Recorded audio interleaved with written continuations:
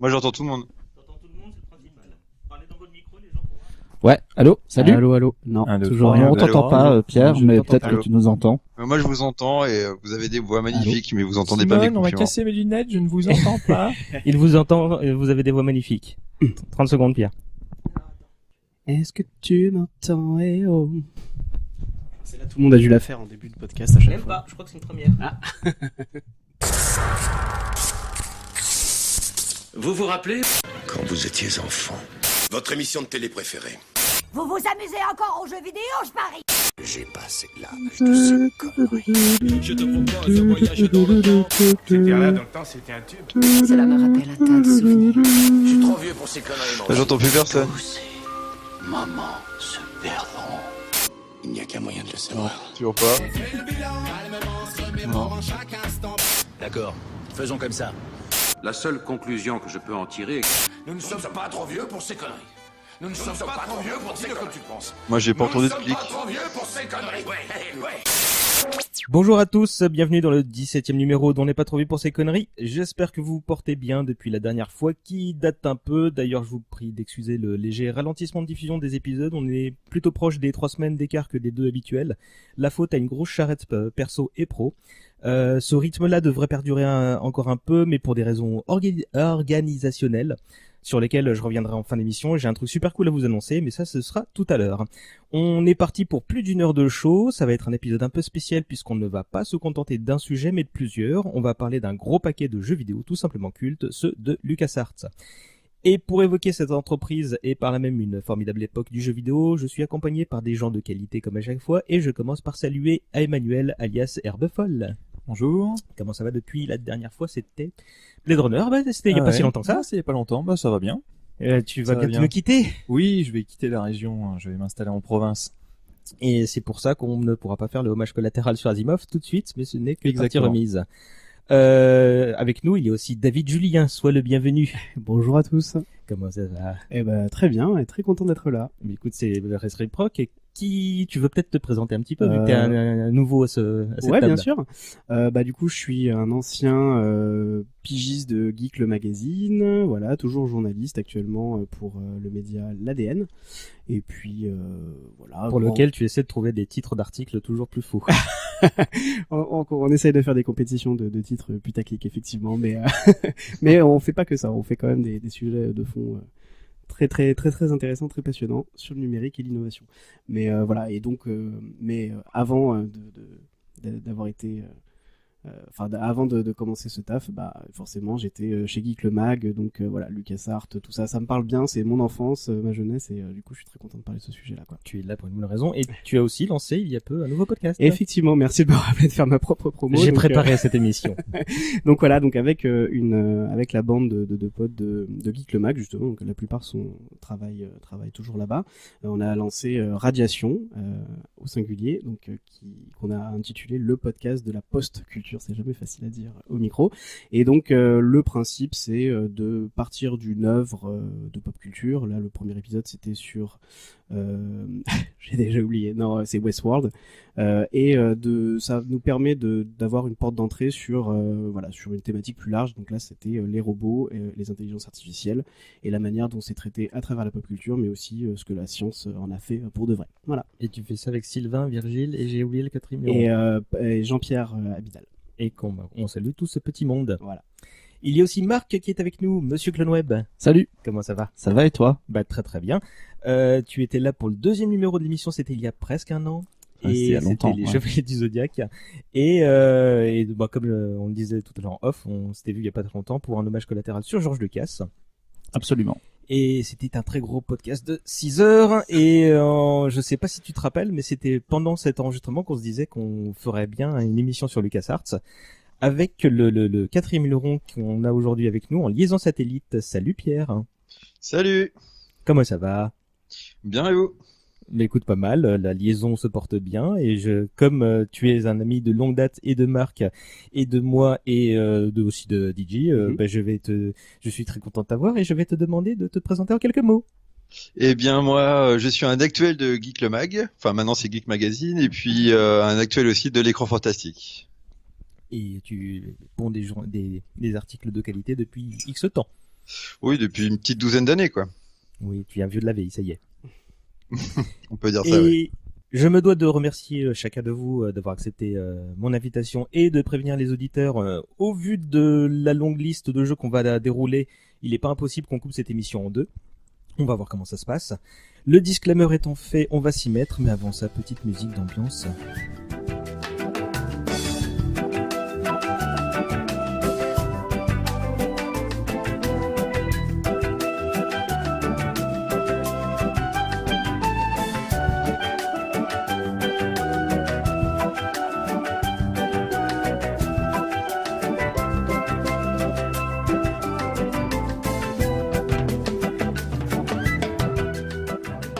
Comme c'est un épisode qui risque d'être long, je vous propose qu'on décide d'emblée de se passer du gong pour ne pas être emmerdé. Comme je le disais, on a une longue liste de sujets énumérés. Ce que je vous propose, c'est de name dropper chaque jeu sorti par la firme. Et dès que quelqu'un a envie de dire quelque chose, je vous donne la parole. C'est comme ça qu'on va fonctionner pour cette fois. Et j'aurai évidemment quelques petites questions plus spécifiques à vous poser. Mais avant ça, on va quand même replacer le contexte et réintroduire LucasArts en quelques mots. La tradition veut que ce soit les newbies qui s'y collent. Donc Pierre, DJ, je vous laisse vous débrouiller en commençant par Pierre, forcément. Eh bien, LucasArts, faut remonter dans les années 70 pour trouver les origines. En 1978, exactement, quand George Lucas, peu après le succès de Star Wars, a voulu financer beaucoup de recherche et développement pour au niveau du numérique, bien avant l'heure du numérique d'ailleurs. Et il avait lancé The Computer Division, qui devait tester plein de choses au niveau des ordinateurs, quoi, qui était assez novateur à l'époque. Et un tiers de ce projet de développement, c'était The Graphics Group, qui était mené par Ed Catmull, qui est devenu plus tard le dirigeant de Pixar. Enfin le reste c'était THX, enfin c'était au niveau du son, du montage numérique, etc.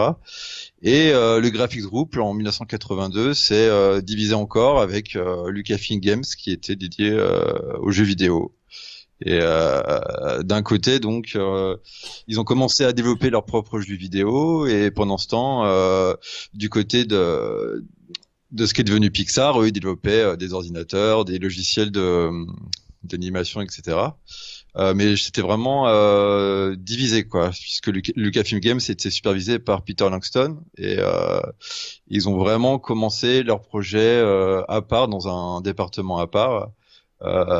Donc Bell Brother et Resco and Fractalus, et puis je vais laisser la parole à David aussi quand même. Ok, moi je vais pas être aussi exhaustif que ça. Non, peut-être pour présenter, moi je vais prendre un aspect peut-être un peu moins historique. C'est, je pense que LucasArts, moins LucasGame parce que c'est une période que j'ai peut-être un peu moins connue, mais LucasArts en tout cas, je pense que c'est vraiment un studio qui a marqué toute une génération de gamers, notamment de gamers PC, je pense. Avec des titres qui ont fait date parce qu'ils ont véritablement innové dans l'histoire du jeu vidéo à l'époque où on pouvait vraiment faire de l'innovation, c'est-à-dire inventer des nouveaux modes de gameplay, inventer de nouvelles manières de raconter aussi des histoires, de faire interagir les joueurs. C'est le studio qui nous a donné, je vais pas vous apprendre quoi, Monkey Island, la plupart des bons jeux Star Wars, en tout cas au début. Et puis on devrait s'arrêter avant que ça devienne mauvais. Hein. Ouais, il y a toute une période qui est un peu crasse quand même. Mais voilà, je pense que, moi de la manière dont je le vois, c'est vraiment une sorte de marqueur identitaire, c'est-à-dire que c'est pas des jeux qui ont vraiment fonctionné, qui ont pas eu un énorme carton à l'époque, mais qui, d'un point de vue critique, d'un point de vue innovation, ont vraiment marqué les esprits. Et je pense aussi, c'est aussi peut-être l'un des premiers studios qui a fait ce qu'on pourrait appeler aujourd'hui du transmédia, c'est-à-dire en gros qui a vraiment croisé des univers, avec l'aide d'Easter eggs, en gros c'est des studios qui ont fait bosser George Lucas et Spielberg même en même temps, donc je sais pas, il y avait une espèce d'ambiance qui fait que quand on connaissait ces jeux-là, quand on jouait à ces jeux-là, on avait l'impression de faire partie d'une sorte de famille, quoi. Et c'est surtout là-dessus, moi, que. Oh bah, de toute façon, c'est très bien amené parce que moi, c'est pas un podcast d'experts, hein, c'est un podcast où on va se rappeler des anecdotes et échanger sur nos souvenirs. Mais merci pour cette manière d'introduire les choses qui est parfaite. Est-ce que vous voulez revenir dessus, à rajouter quelque chose, les deux autres? Ils font non de la tête. Qu'est-ce qui fait en 2 mots, bah, je vous ai quand même vous interroger. Qu'est-ce qui fait la particularité du studio selon vous, Marc? Bah, pour moi, il y a 2 choses. Il y a d'abord l'aspect Star Wars parce que c'était proéminent et qu'ils ont fait de très bons jeux qui ont marqué les esprits. Et puis aussi, ça, comme on le disait avant, ça correspond pas mal à une époque et à une génération qui ont commencé à faire qui sont peut-être rentrés dans le jeu vidéo ou qui ont découvert un univers via le jeu vidéo. Moi, je me rappelle que typiquement, j'étais d'abord un joueur console. Et c'est Monkey Island qui m'a fait rentrer vers le jeu PC et ça m'a vraiment ouvert des portes en fait. Manu? Ah, moi je pointerais surtout le point and click, hein. Il y a eu toute une série de point and click réalisés par ce studio qui ont vraiment amené un côté décalé, autoréférentiel, qui était vraiment une marque de fabrique.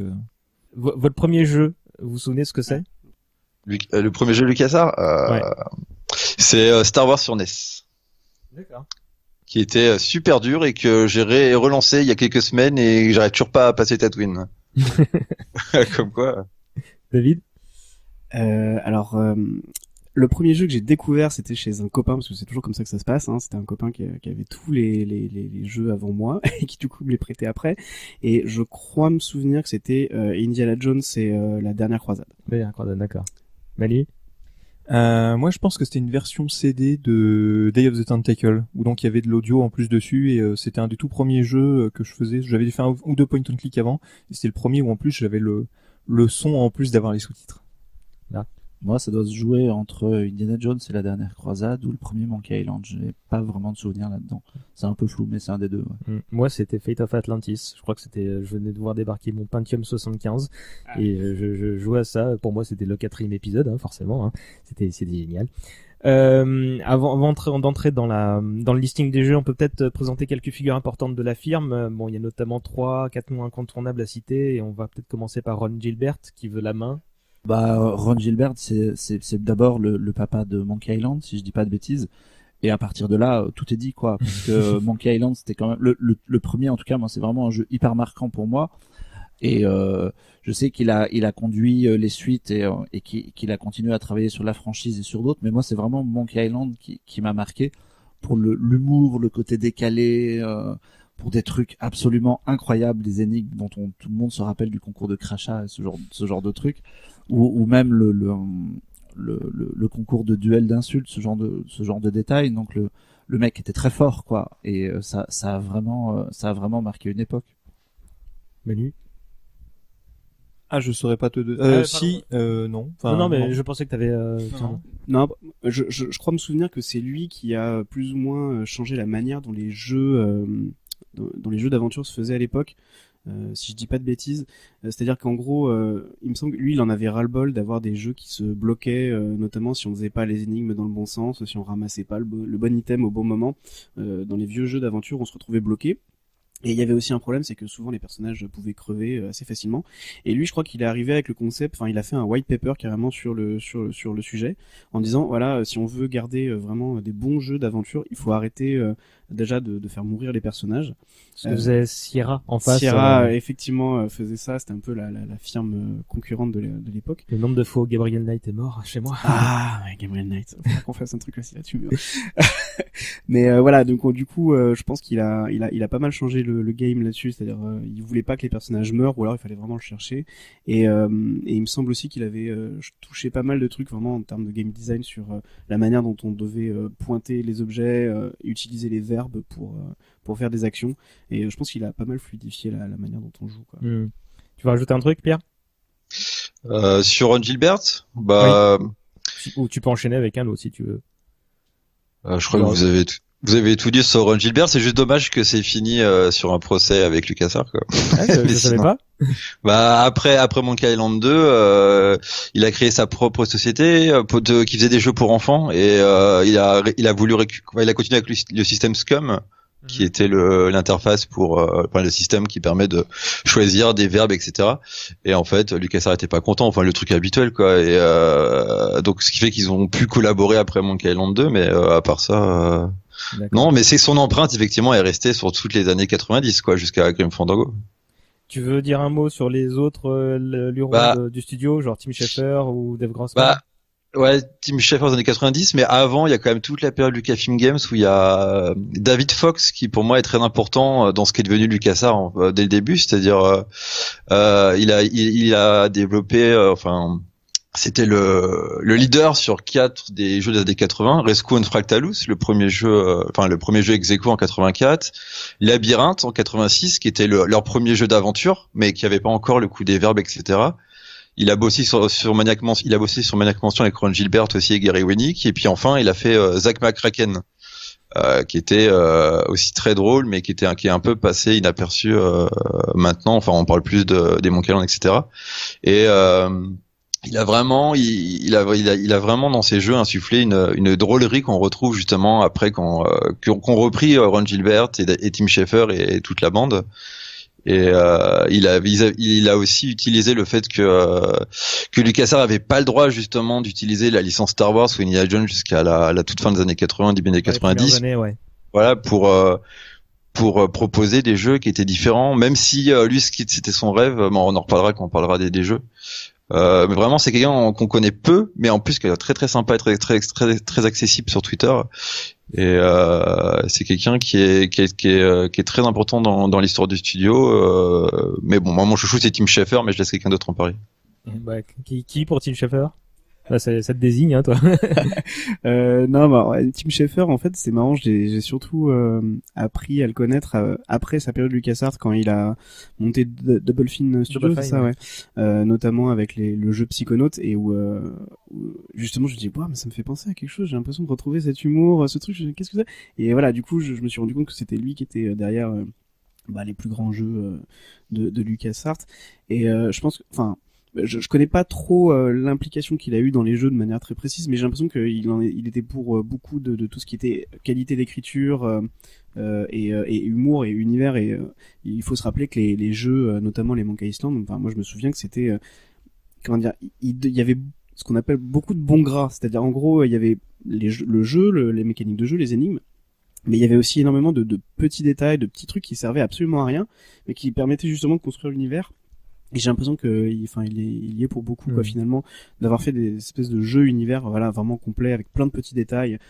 Je me rappelle dans Monkey Island 2 où on allait dans la bibliothèque et où on piochait les fiches de livres, et on avait des centaines, des dizaines et des centaines de blagues sur des titres de films, de titres de livres quoi. Donc je sais pas, moi en tout cas c'est ce qui m'évoque quoi. Un dernier mot sur Dave Grossman avant qu'on attaque la liste, quelqu'un? Ouais, Dave Grossman, c'était le binôme de Tim Schafer sur les premiers jeux, celui avec qui il a commencé à aider en aidant Ron Gilbert sur Monkey Island 1, puis 2, puis ils ont fait Day of Tentacle ensemble, donc pareil, sans lui ça serait pas tout à fait pareil, même si après Tim Schafer a continué en solo à partir de, je crois, Full Throttle. Et mais c'est aussi lui qui a bien impulsé Telltale, Feu Telltale, puisque s'il avait bossé sur Wolf Among Us, etc. Donc c'est aussi quelqu'un qui est important pour le jeu d'aventure quoi, qu'il faut pas non plus oublier. Mais c'est encore des noms qui continuent d'exercer aujourd'hui via Double Fine, comme tu l'as dit, David, mais qui sont pour beaucoup sur la résurgence du point and click moderne, que ce soit sur ou en dehors de Kickstarter, mais c'est toujours des noms importants. Moi j'avais juste un petit nom en plus à rajouter éventuellement, qui est probablement aussi l'un des plus connus, c'est Steve Purcell. Qui était notamment derrière Sam et Max, et il me semble que lui c'était beaucoup, il s'occupait beaucoup de la partie graphique, même sur d'autres jeux. Et pour cause, Sam et Max c'était une BD qu'il avait fait dans son coin avant. C'est ça. Et non, du coup j'ai l'impression que c'est un nom en tout cas qui devrait être cité, parce que non seulement il a fait Sam et Max, mais je pense qu'il a beaucoup influencé toute la partie graphique des jeux, et faut se rappeler que c'est quand même des jeux magnifiques visuellement quoi. D'ailleurs, si je peux me permettre, juste signaler qu'en France, il y a les éditions Onapratut qui ont édité un intégral des Sam & Max, puisqu'au début c'était ses comics à Steve Purcell, et ils ont édité là en France. Je l'ai chez moi et c'est vachement sympa, l'humour complètement débridé qu'on retrouve un peu dans le jeu. Mais là, c'est encore plus dingue, quoi. Franchement. Bah tu me l'apprends. Merci pour l'anecdote. Oui, Manu.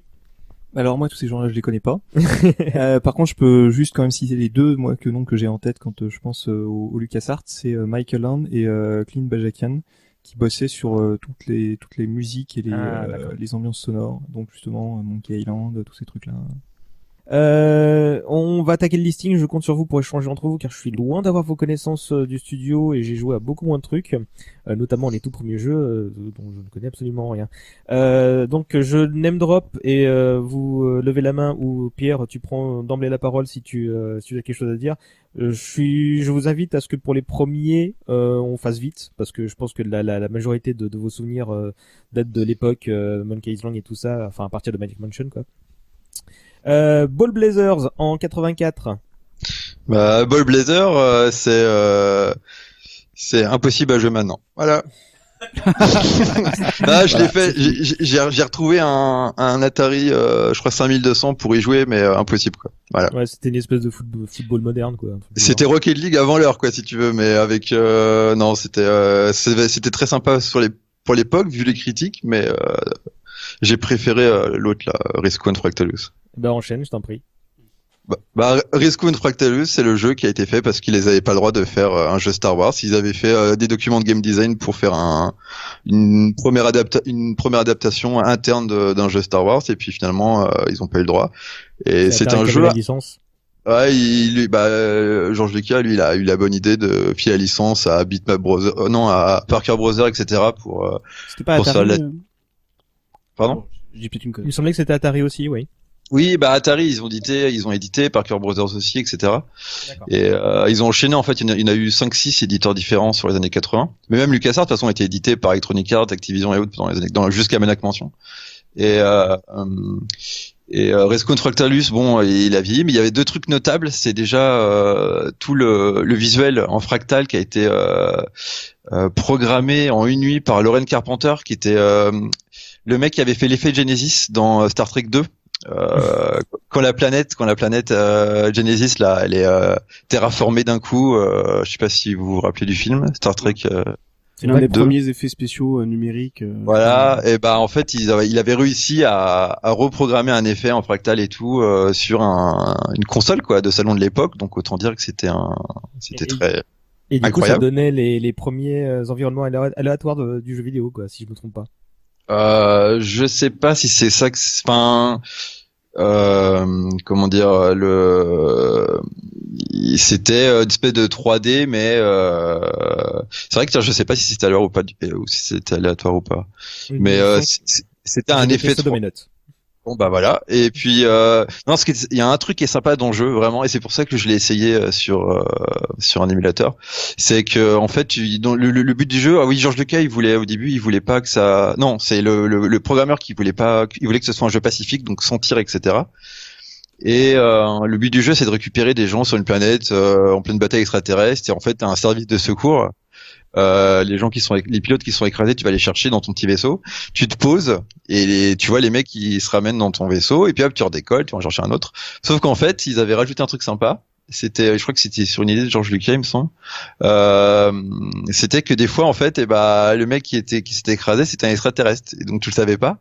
Et tout d'un coup, sur ton écran apparaissait un gros monstre verdâtre qui avait des intentions un peu moins sympas. Qui te butait quoi, un truc comme ça. Et donc c'était ça flippait. On peut retrouver sur des forums des gens qui racontent leurs souvenirs, des gens qui ont maintenant 50 ans, qui racontent leurs souvenirs d'enfance où ils disent putain j'ai trop flippé à cause de jeux, etc. Il y a eu une suite directe ou indirect, je sais plus, c'était Coronis Rift. Ça c'était c'était le premier jeu de Noah Falston, il me semble.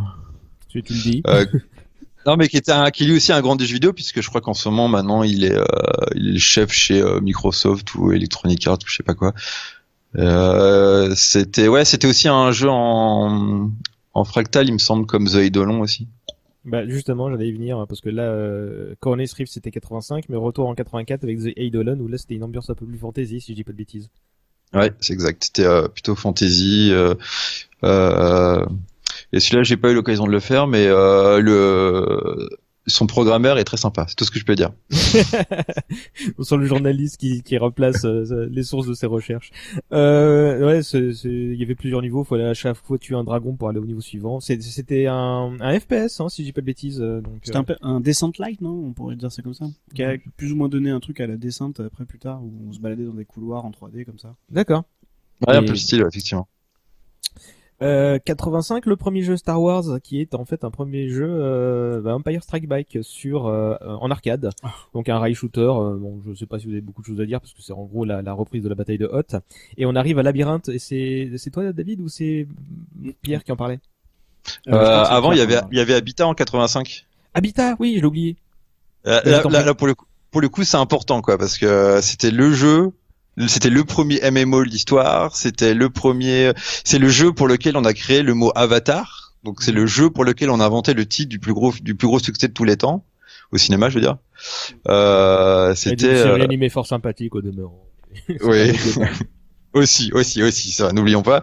Mais bon, pour le coup, je crois qu'il y a des gens qui ont remonté. Il y a un musée ou je sais pas quoi, une association genre MO5 aux États-Unis qui a essayé qui est en train de le recréer pour pouvoir y rejouer plus de 30 ans plus tard. Mais bon, j'ai pas eu l'occasion d'y jouer dessus. Oui, ils seront peut-être 30 là pour le coup dessus.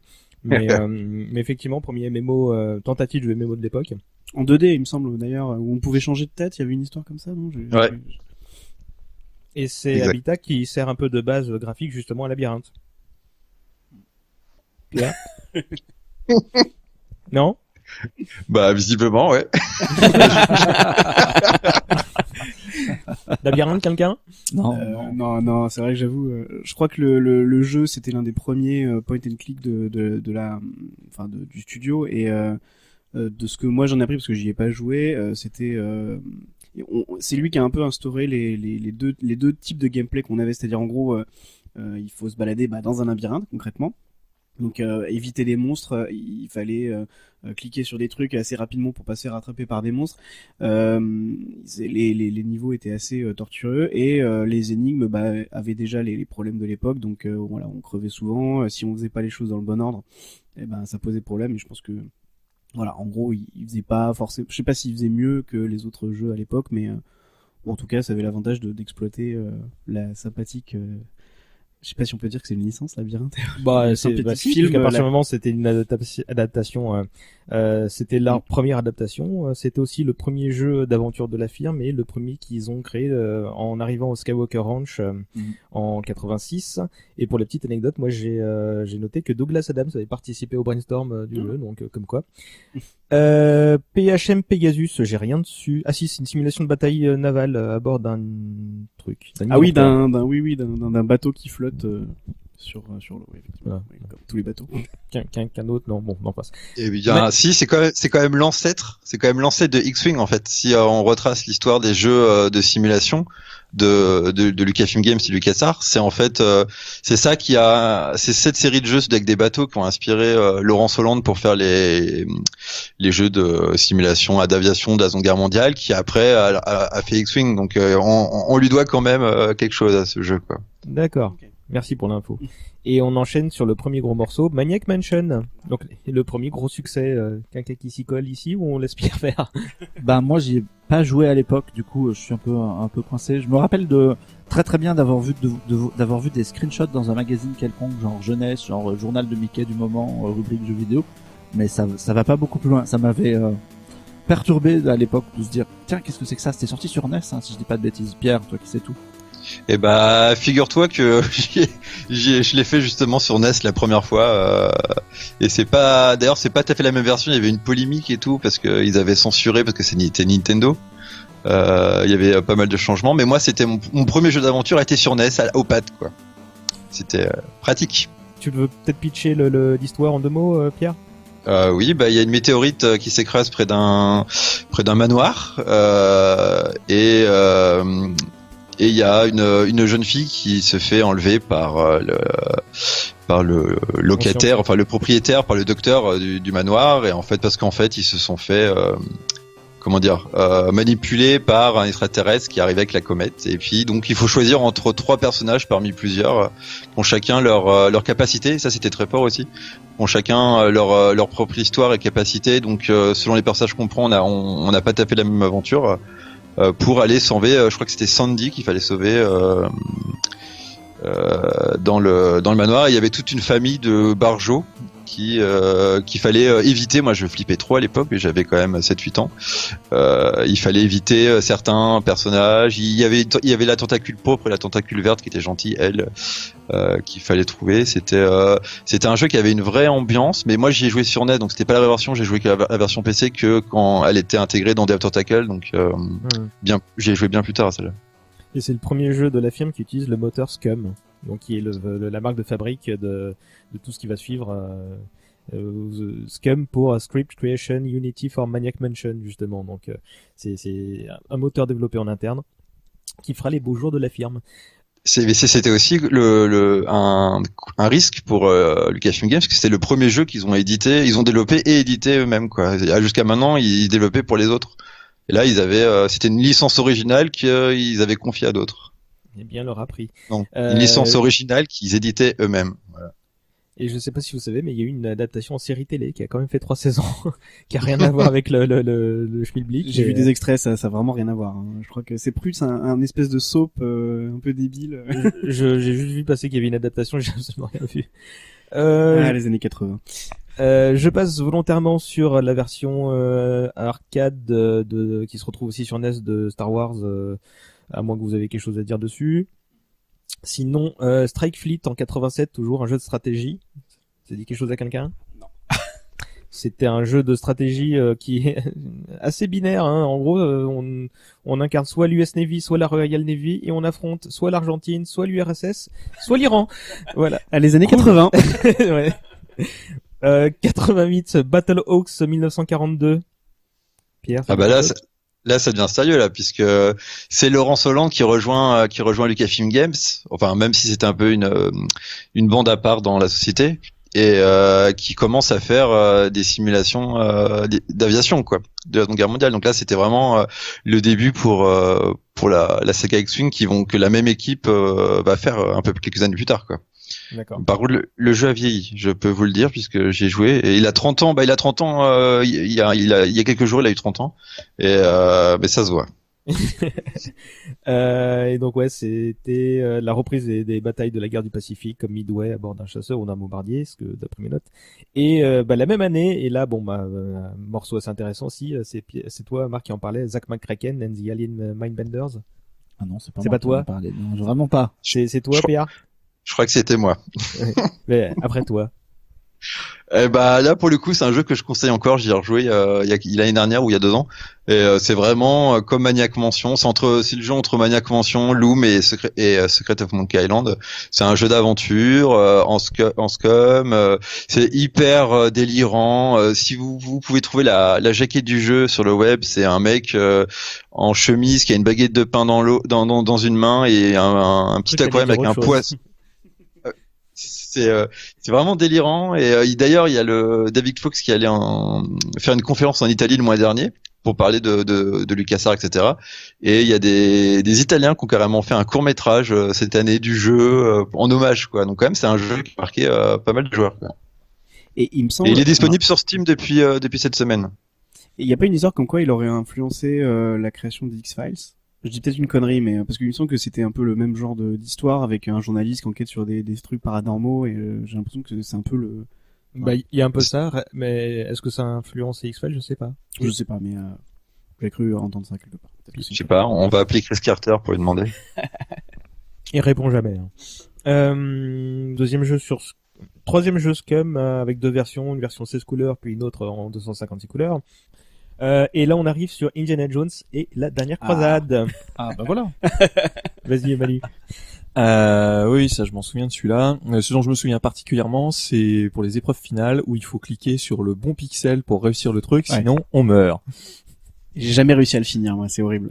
J'ai jamais eu la bonne fin. À chaque fois, le saut de la tête du lion, machin. Non, là, ça allait encore. C'était le choix de la coupe.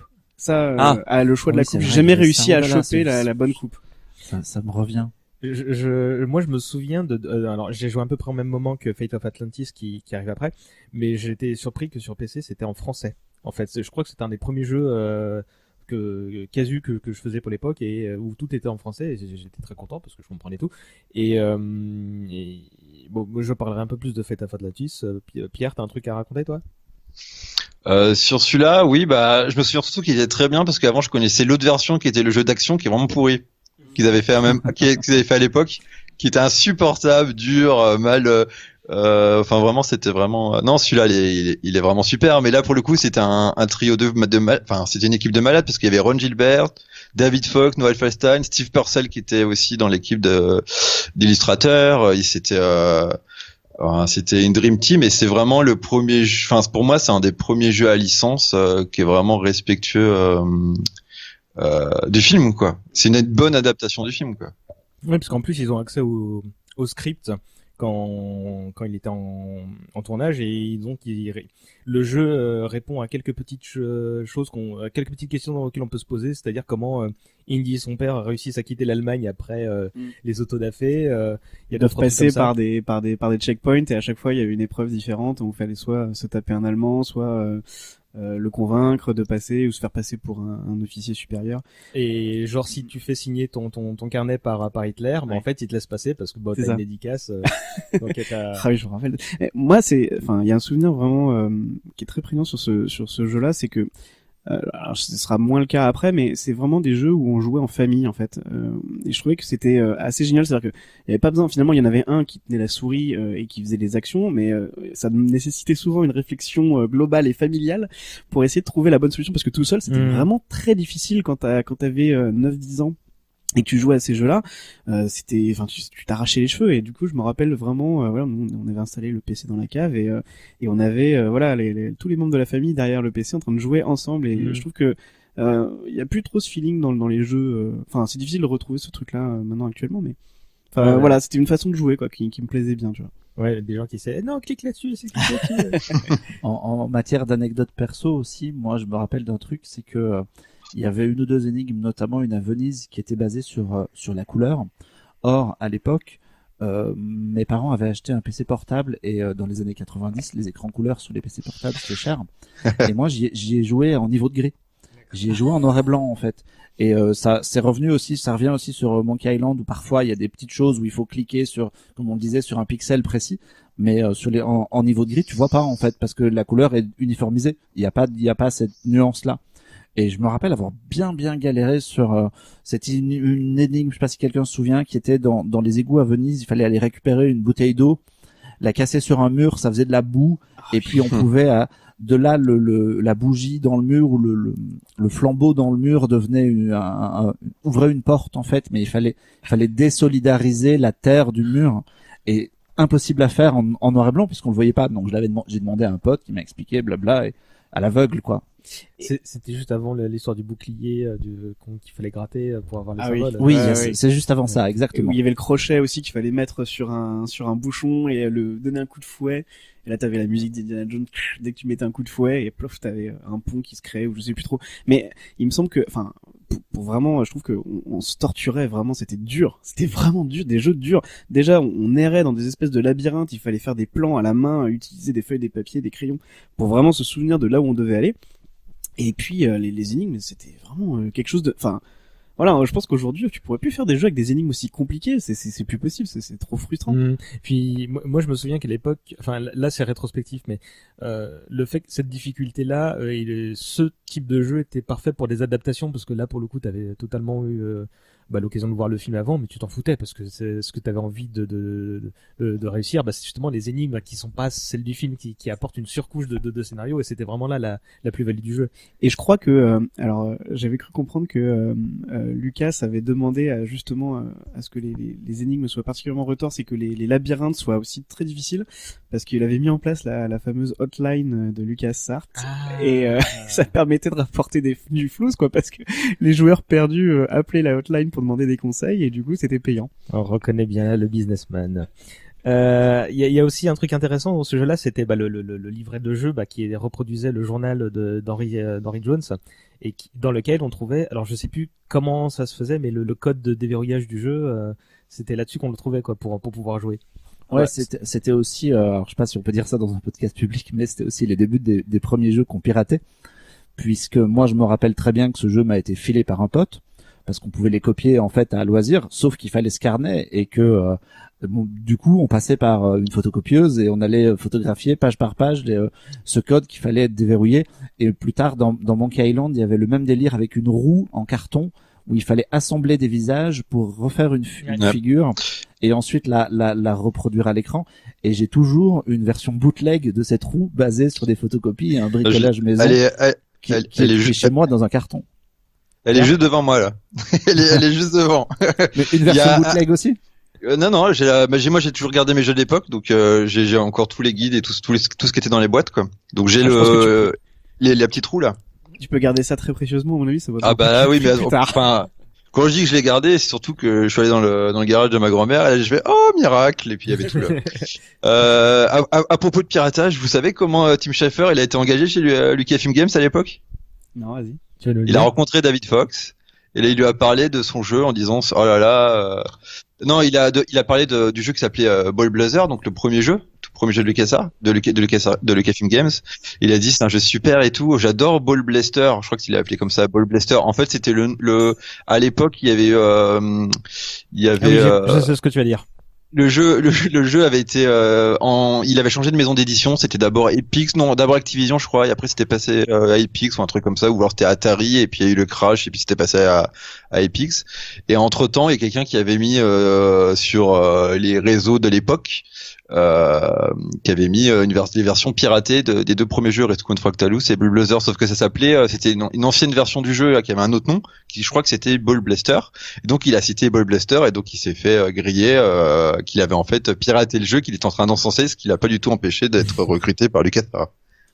Et ne vous inquiétez pas, je pense que la Dopi ne va pas aussi loin. Il y a prescription depuis.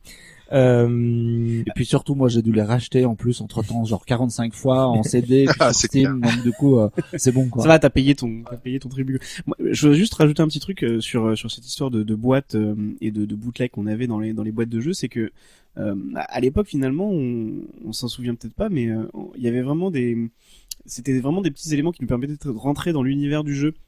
Mais moi je me souviens surtout pour un jeu dont on va parler, c'était pour Dark Force, où on avait un rapport d'une personne du jeu qui racontait l'histoire du personnage, les différentes armes et tout, et en fait je trouvais que ça rajoutait vraiment quelque chose, tu vois, on pouvait vraiment rentrer dans l'univers. L'immersion elle commençait avant même que tu lances le jeu quoi. C'est ça. Clair. Ça manque ça.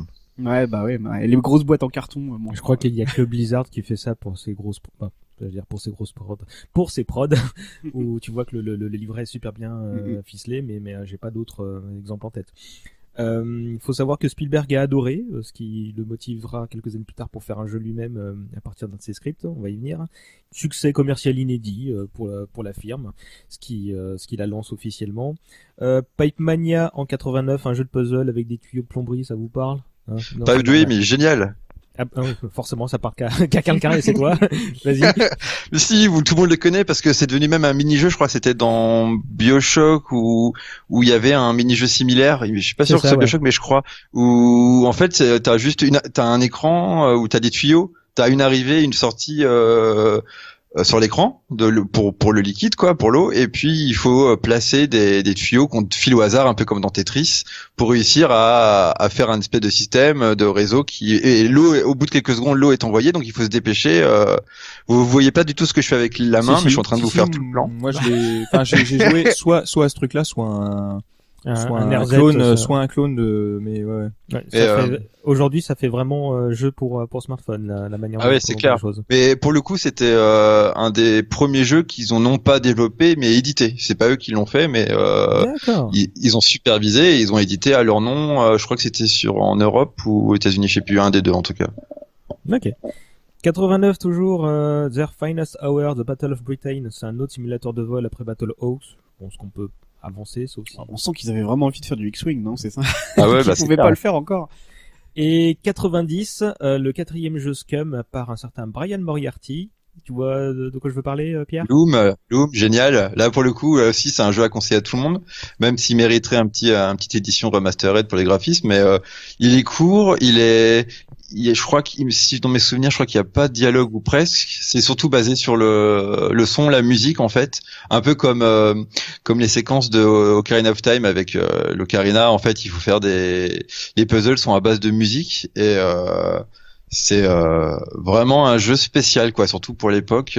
C'est un jeu qui malheureusement n'a pas assez marché pour qu'il fasse la trilogie qui était prévue, mais que je conseille à tous ceux qui sont assez curieux de découvrir ce qu'on faisait comme jeu d'aventure des années 90. C'était vraiment sympa et voilà. D'accord. Je crois que, enfin, c'est pas mal de rappeler quand même que, enfin, même à l'époque, c'était déjà assez exceptionnel d'avoir une boîte comme LucasArts qui pouvait expérimenter des trucs comme ça.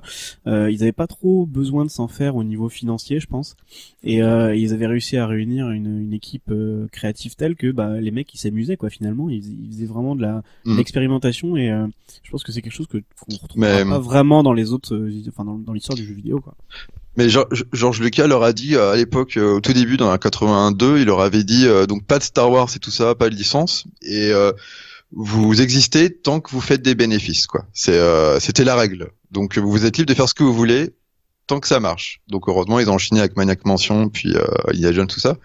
Mais jusqu'à cette année-là, jusqu'en 1990, ils étaient libres, quoi. On embraye avec deux jeux pour lesquels j'ai absolument rien. C'est Master Blazer et Night Shift. Est-ce que ça parle à quelqu'un?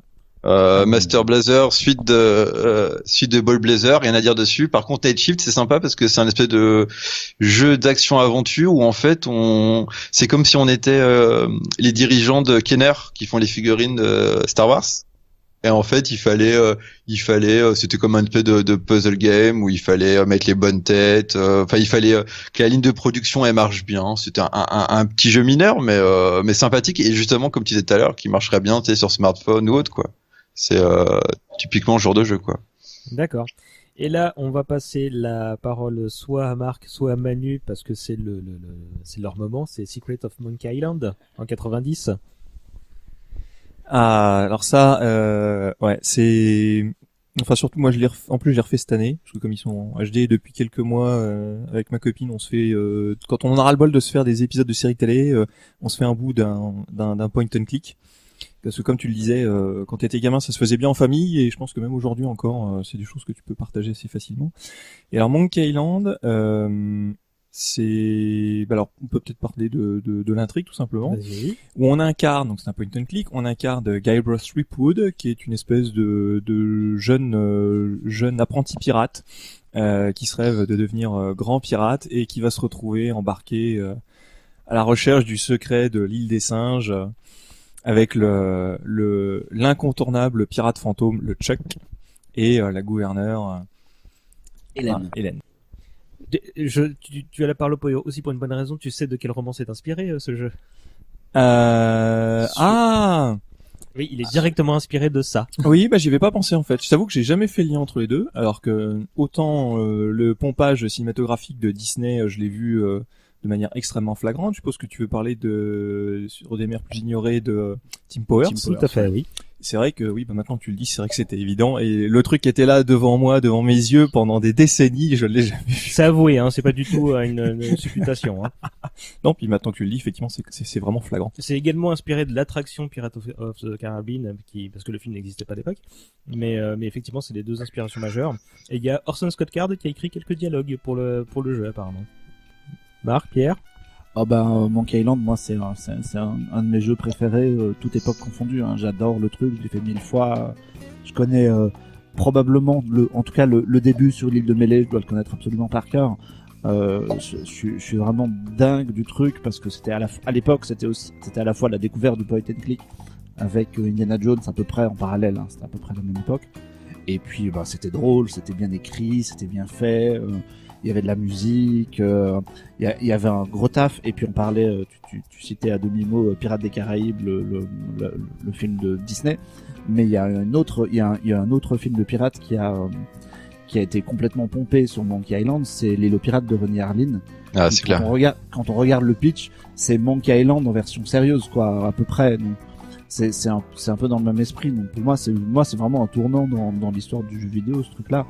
Tout était permis aussi, les mecs se faisaient plaisir, on faisait des concours d'insultes pour se battre à l'épée, c'est génial quand même. Il voilà, c'est un truc comme on n'en fait pas, on n'en fait plus. Et moi, j'ajoute que c'est mon préféré parce qu'il y a eu plein de suites et il y a même eu des sorties un peu plus récentes après, et du passage à la 3D, du retour à de la 2D façon dessin animé, etc.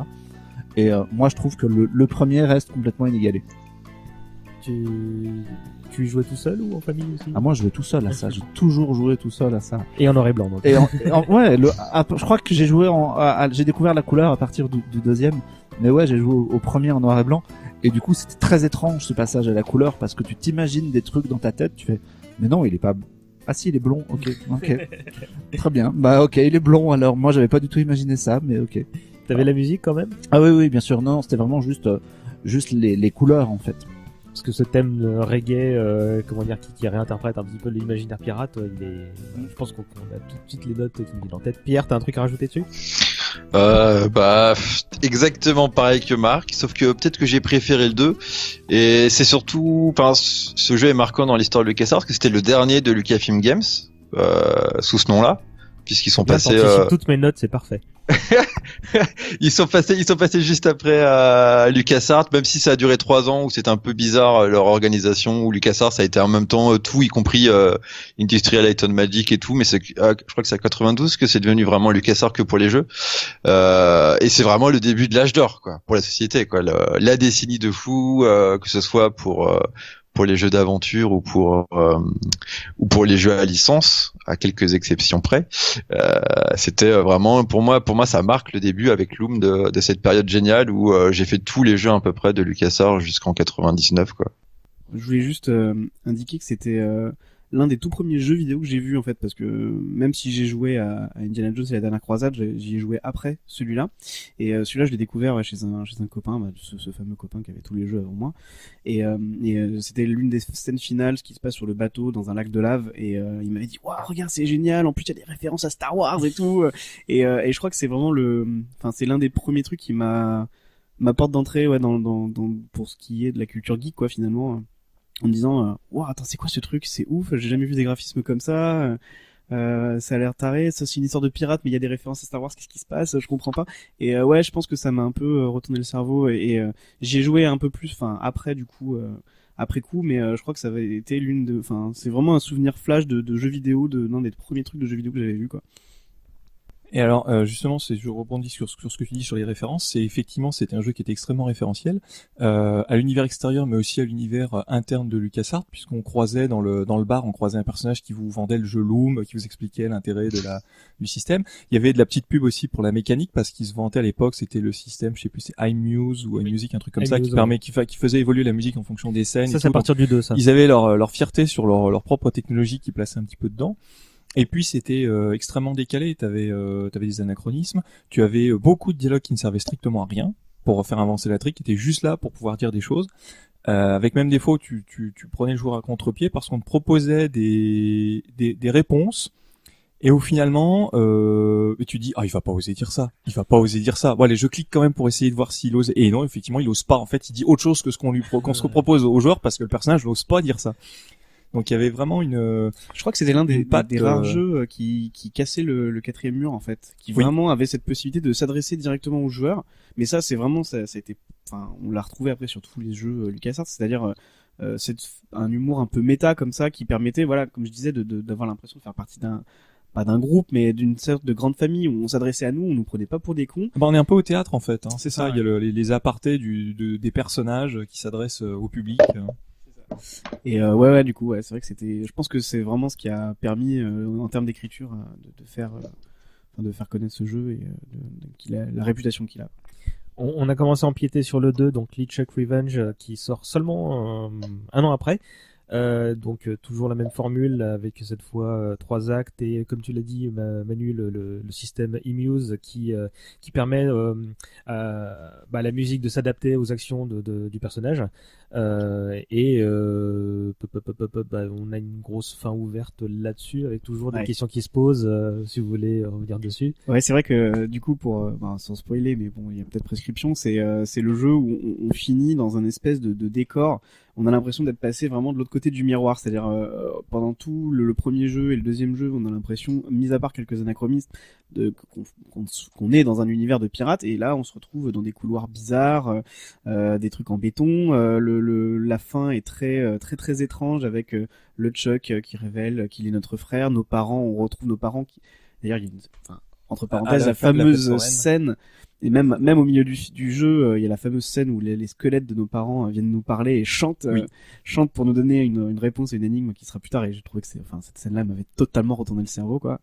Tout devient rouge, la musique elle est restée dans ma tête, et ouais, effectivement, c'est vrai que je pense que c'est vraiment le truc où on se demandait mais qu'est-ce qui se passe, qu'est-ce que le jeu essaie de me dire, est-ce que tout ça est-ce que c'est faux, est-ce que on m'a trompé depuis le début, enfin voilà, j'aime bien l'idée que on sait pas trop ce qui se passe à la fin, c'est un peu bizarre, quoi.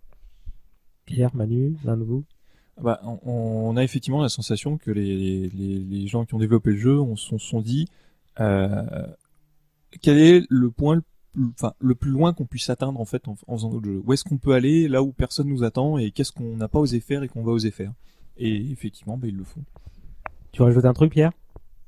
Moi, j'ai juste envie d'ajouter que je l'ai fait que en 94, quand il est ressorti sur PC, et donc c'est mon premier jeu Ubisoft en fait. Ah là, je vous ai eu, hein, parce qu'à l'époque, c'était les jeux LucasArts étaient distribués en France par Ubisoft. Donc en fait, c'était mon premier jeu Ubisoft. Enfin, il y avait marqué Ubisoft dessus, mais non, mais sinon c'est un super jeu, c'est mon préféré des 4. Non, des 4, des 5 même, Actels. Et si je vais en profiter quand même pour dire, je sais pas trop ce que je peux dire exactement, mais qu'il y a un bouquin qui va sortir sur les Monkey Island, un bouquin français, dans une maison d'édition bien connue, et qui devrait être super sympa. Il devrait sortir dans 1 an, je crois. C'est toi l'auteur? Ah non, c'est pas moi. Parce que Non, sinon je pourrais en dire plus. Je pourrais en dire d'accord. plus sinon, mais là non, je sais pas ce que je peux dire, mais il y en a un qui est en cours d'écriture, et ça s'annonce très très sympa et très intéressant, parce que justement interview de toute l'équipe, etc. Donc ça risque d'être très sympa. Cool. Marc, toi tu disais que c'était le premier, ton préféré, ton avis sur le 2 Moi, je me rappelle pas trop, en fait, du 2. J'ai un peu la souvenir que c'est vraiment dans la continuité du premier. Et là, vous êtes en train d'évoquer la fin. Et j'ai eu un espèce de flash. Je crois que j'ai revu la scène dans ma tête. Et je vais pas en dire grand chose, si ce n'est que je vais essayer de voir s'il est dispo sur Steam ou un truc comme ça, parce que j'ai vraiment envie de... Il est en HD, hein. Moi, je l'ai refait sur Good Old Games cette année. Ouais, en fait, je l'ai fait tout court cette année parce que je n'avais jamais fait le 2. J'avais fait le 1 et le 3. Ayant refait le 1 en HD cette année, bah, j'ai fait, allez hop, on enchaîne avec le 2. Et donc Steam et GOG devraient vont carburer après l'enregistrement de ce podcast. Good Old Games, enfin, tous les Monkey Island sont sur Good Old Games maintenant. Bah, ils ont même un sacré paquet de trucs. Le dernier est arrivé il y a quelques semaines ou quelques mois. Justement, ils m'avaient envoyé un mail. Attention, il vous en manquait un. Ça y est, il est disponible. Prenez-le. J'ai fait. Oui, je le prends. Ma carte bancaire, allez-y. Il y a un décalage en fait, comme Good Old Games, ils ont un contrat et tout avec Disney, mais là ils viennent d'arriver sur il y a un décalage de plusieurs mois à chaque fois, et là les derniers jeux arrivés sur GOG viennent d'arriver sur Steam cette semaine là, il y a 2 jours. Donc ils sont aussi dispo par là, même si c'est très bien aussi de prendre sur GOG. Par contre, à propos de la version HD, elle est très sympa, mais j'ai jamais réussi à accrocher au Chara Design de Guybrush Threepwood. J'étais pas le premier à le dire. J'ai vu beaucoup de gens dans mon entourage qui avaient le même problème. Pas moi. 91, Secret Weapons of the Luftwaffe, 3e jeu de dogfight après Battle Hawks et Finest Hour. Je vous propose d'avancer directement vers Fate of Atlantis, parce que bon, ça aussi c'est un gros morceau. Manu, Park, Ah bah c'est le 4e épisode d'Indiana Jones. Il y en a jamais eu d'autres. Mais le premier, chronologiquement, je pense qu'il se passe non, il se passe en 39, celui-là. C'est une bonne question. Je crois qu'il se passe en 39. Et, vas-y, présente le pitch. Bon, avec un titre pareil, on se doute quel est le MacGuffin de cet épisode. Mais... Bah, j'ai pas énormément de souvenirs de celui-là parce que je l'ai joué il y a très longtemps. Et effectivement, Indiana Jones part à la recherche d'Atlantis, et on y retrouve quand même un peu tous les ingrédients qu'on avait dans les films. Enfin, surtout le premier et le 3e, puisque c'est quand même encore un épisode où les méchants sont évidemment les nazis. parce que un bon Indiana Jones, c'est comme un Indiana Jones avec des nazis. salopards à croix gammée. Et les Indiana Jones sans nazis sont forcément moins bien, ça se confirme.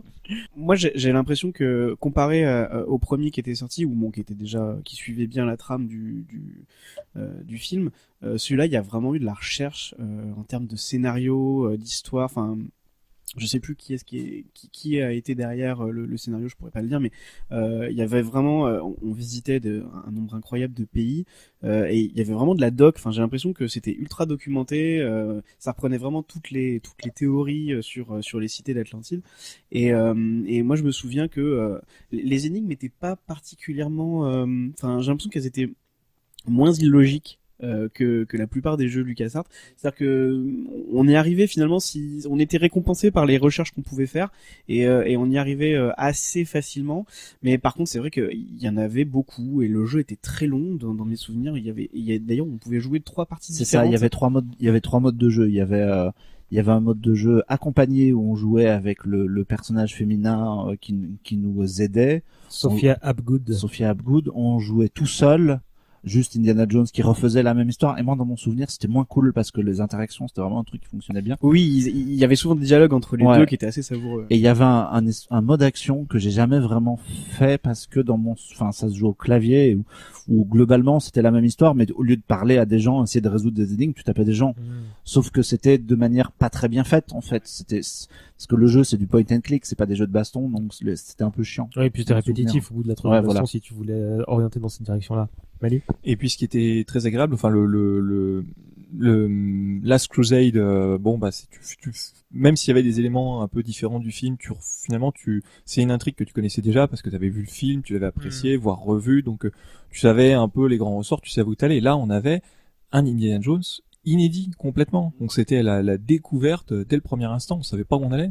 Et d'ailleurs, pendant très longtemps, les geeks de la Terre entière ont pensé que le 4e épisode serait un remake de. Ouais, on militait jeu, même quoi. Pour ça. Ouais. Les gens voulaient que ce soit Fate of Atlantis qui soit, et même encore maintenant d'ailleurs, de temps en temps, si quand on parle du 5e Indiana Jones que Lucasfilm de l'ère Disney est censé faire, il y a encore des gens sur des forums qui se disent mais comment tu veux qu'ils en fassent un 5e, ils en ont pas fait de 4e. Pardon, c'est vrai, tu as raison. Donc, bref, si jamais ils doivent en refaire un, il y a encore des gens qui militent pour que ce soit Fate of Atlantis qui soit adapté. T'as un truc à dire, Pierre? Moi, c'est effectivement mon Indiana Jones 4, c'est le meilleur jeu Indiana Jones. C'est Sophia Hapgood que j'adorais et qui revient d'ailleurs dans un autre jeu, il me semble, en 3D. Ouais. Non, c'est vraiment un super souvenir d'avoir plusieurs. Enfin, j'avais bien galéré quand même pour les Solus à l'époque, il n'y avait pas Internet. Et par contre, là, tout à l'heure, je sais plus qui disait qu'il était bien écrit, il y avait beaucoup de recherches, mais c'est parce qu'en fait, le project leader et co-scénariste, c'était Al Barwood. Et Al Barwood, c'était un copain de Lucas qui accessoirement lui avait présenté un certain Ralph McQuarrie, donc qui a quand même eu de l'importance dans Star Wars, qui a bossé sur THX 838, qui a écrit le scénario de Sugarland Express pour Spielberg. Je crois qu'il a aussi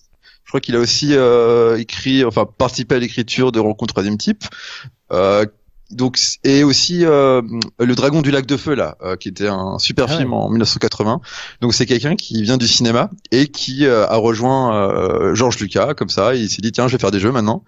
Et il a fait son premier jeu, c'était Fate of Atlantis. Et on voit que il y a une espèce de de conjonction un petit peu entre un aspect cinématographique, pas forcément dans le visuel, mais dans l'approche de la narration, quoi. Ouais, parce qu'il y a beaucoup de scènes de dialogue aussi, mais à la base parce que c'est un jeu tu l'as cité, c'est Al Barwood, et c'est Noah Falstein, je pense aussi, qui était là en tant que lead prod associé avec lui.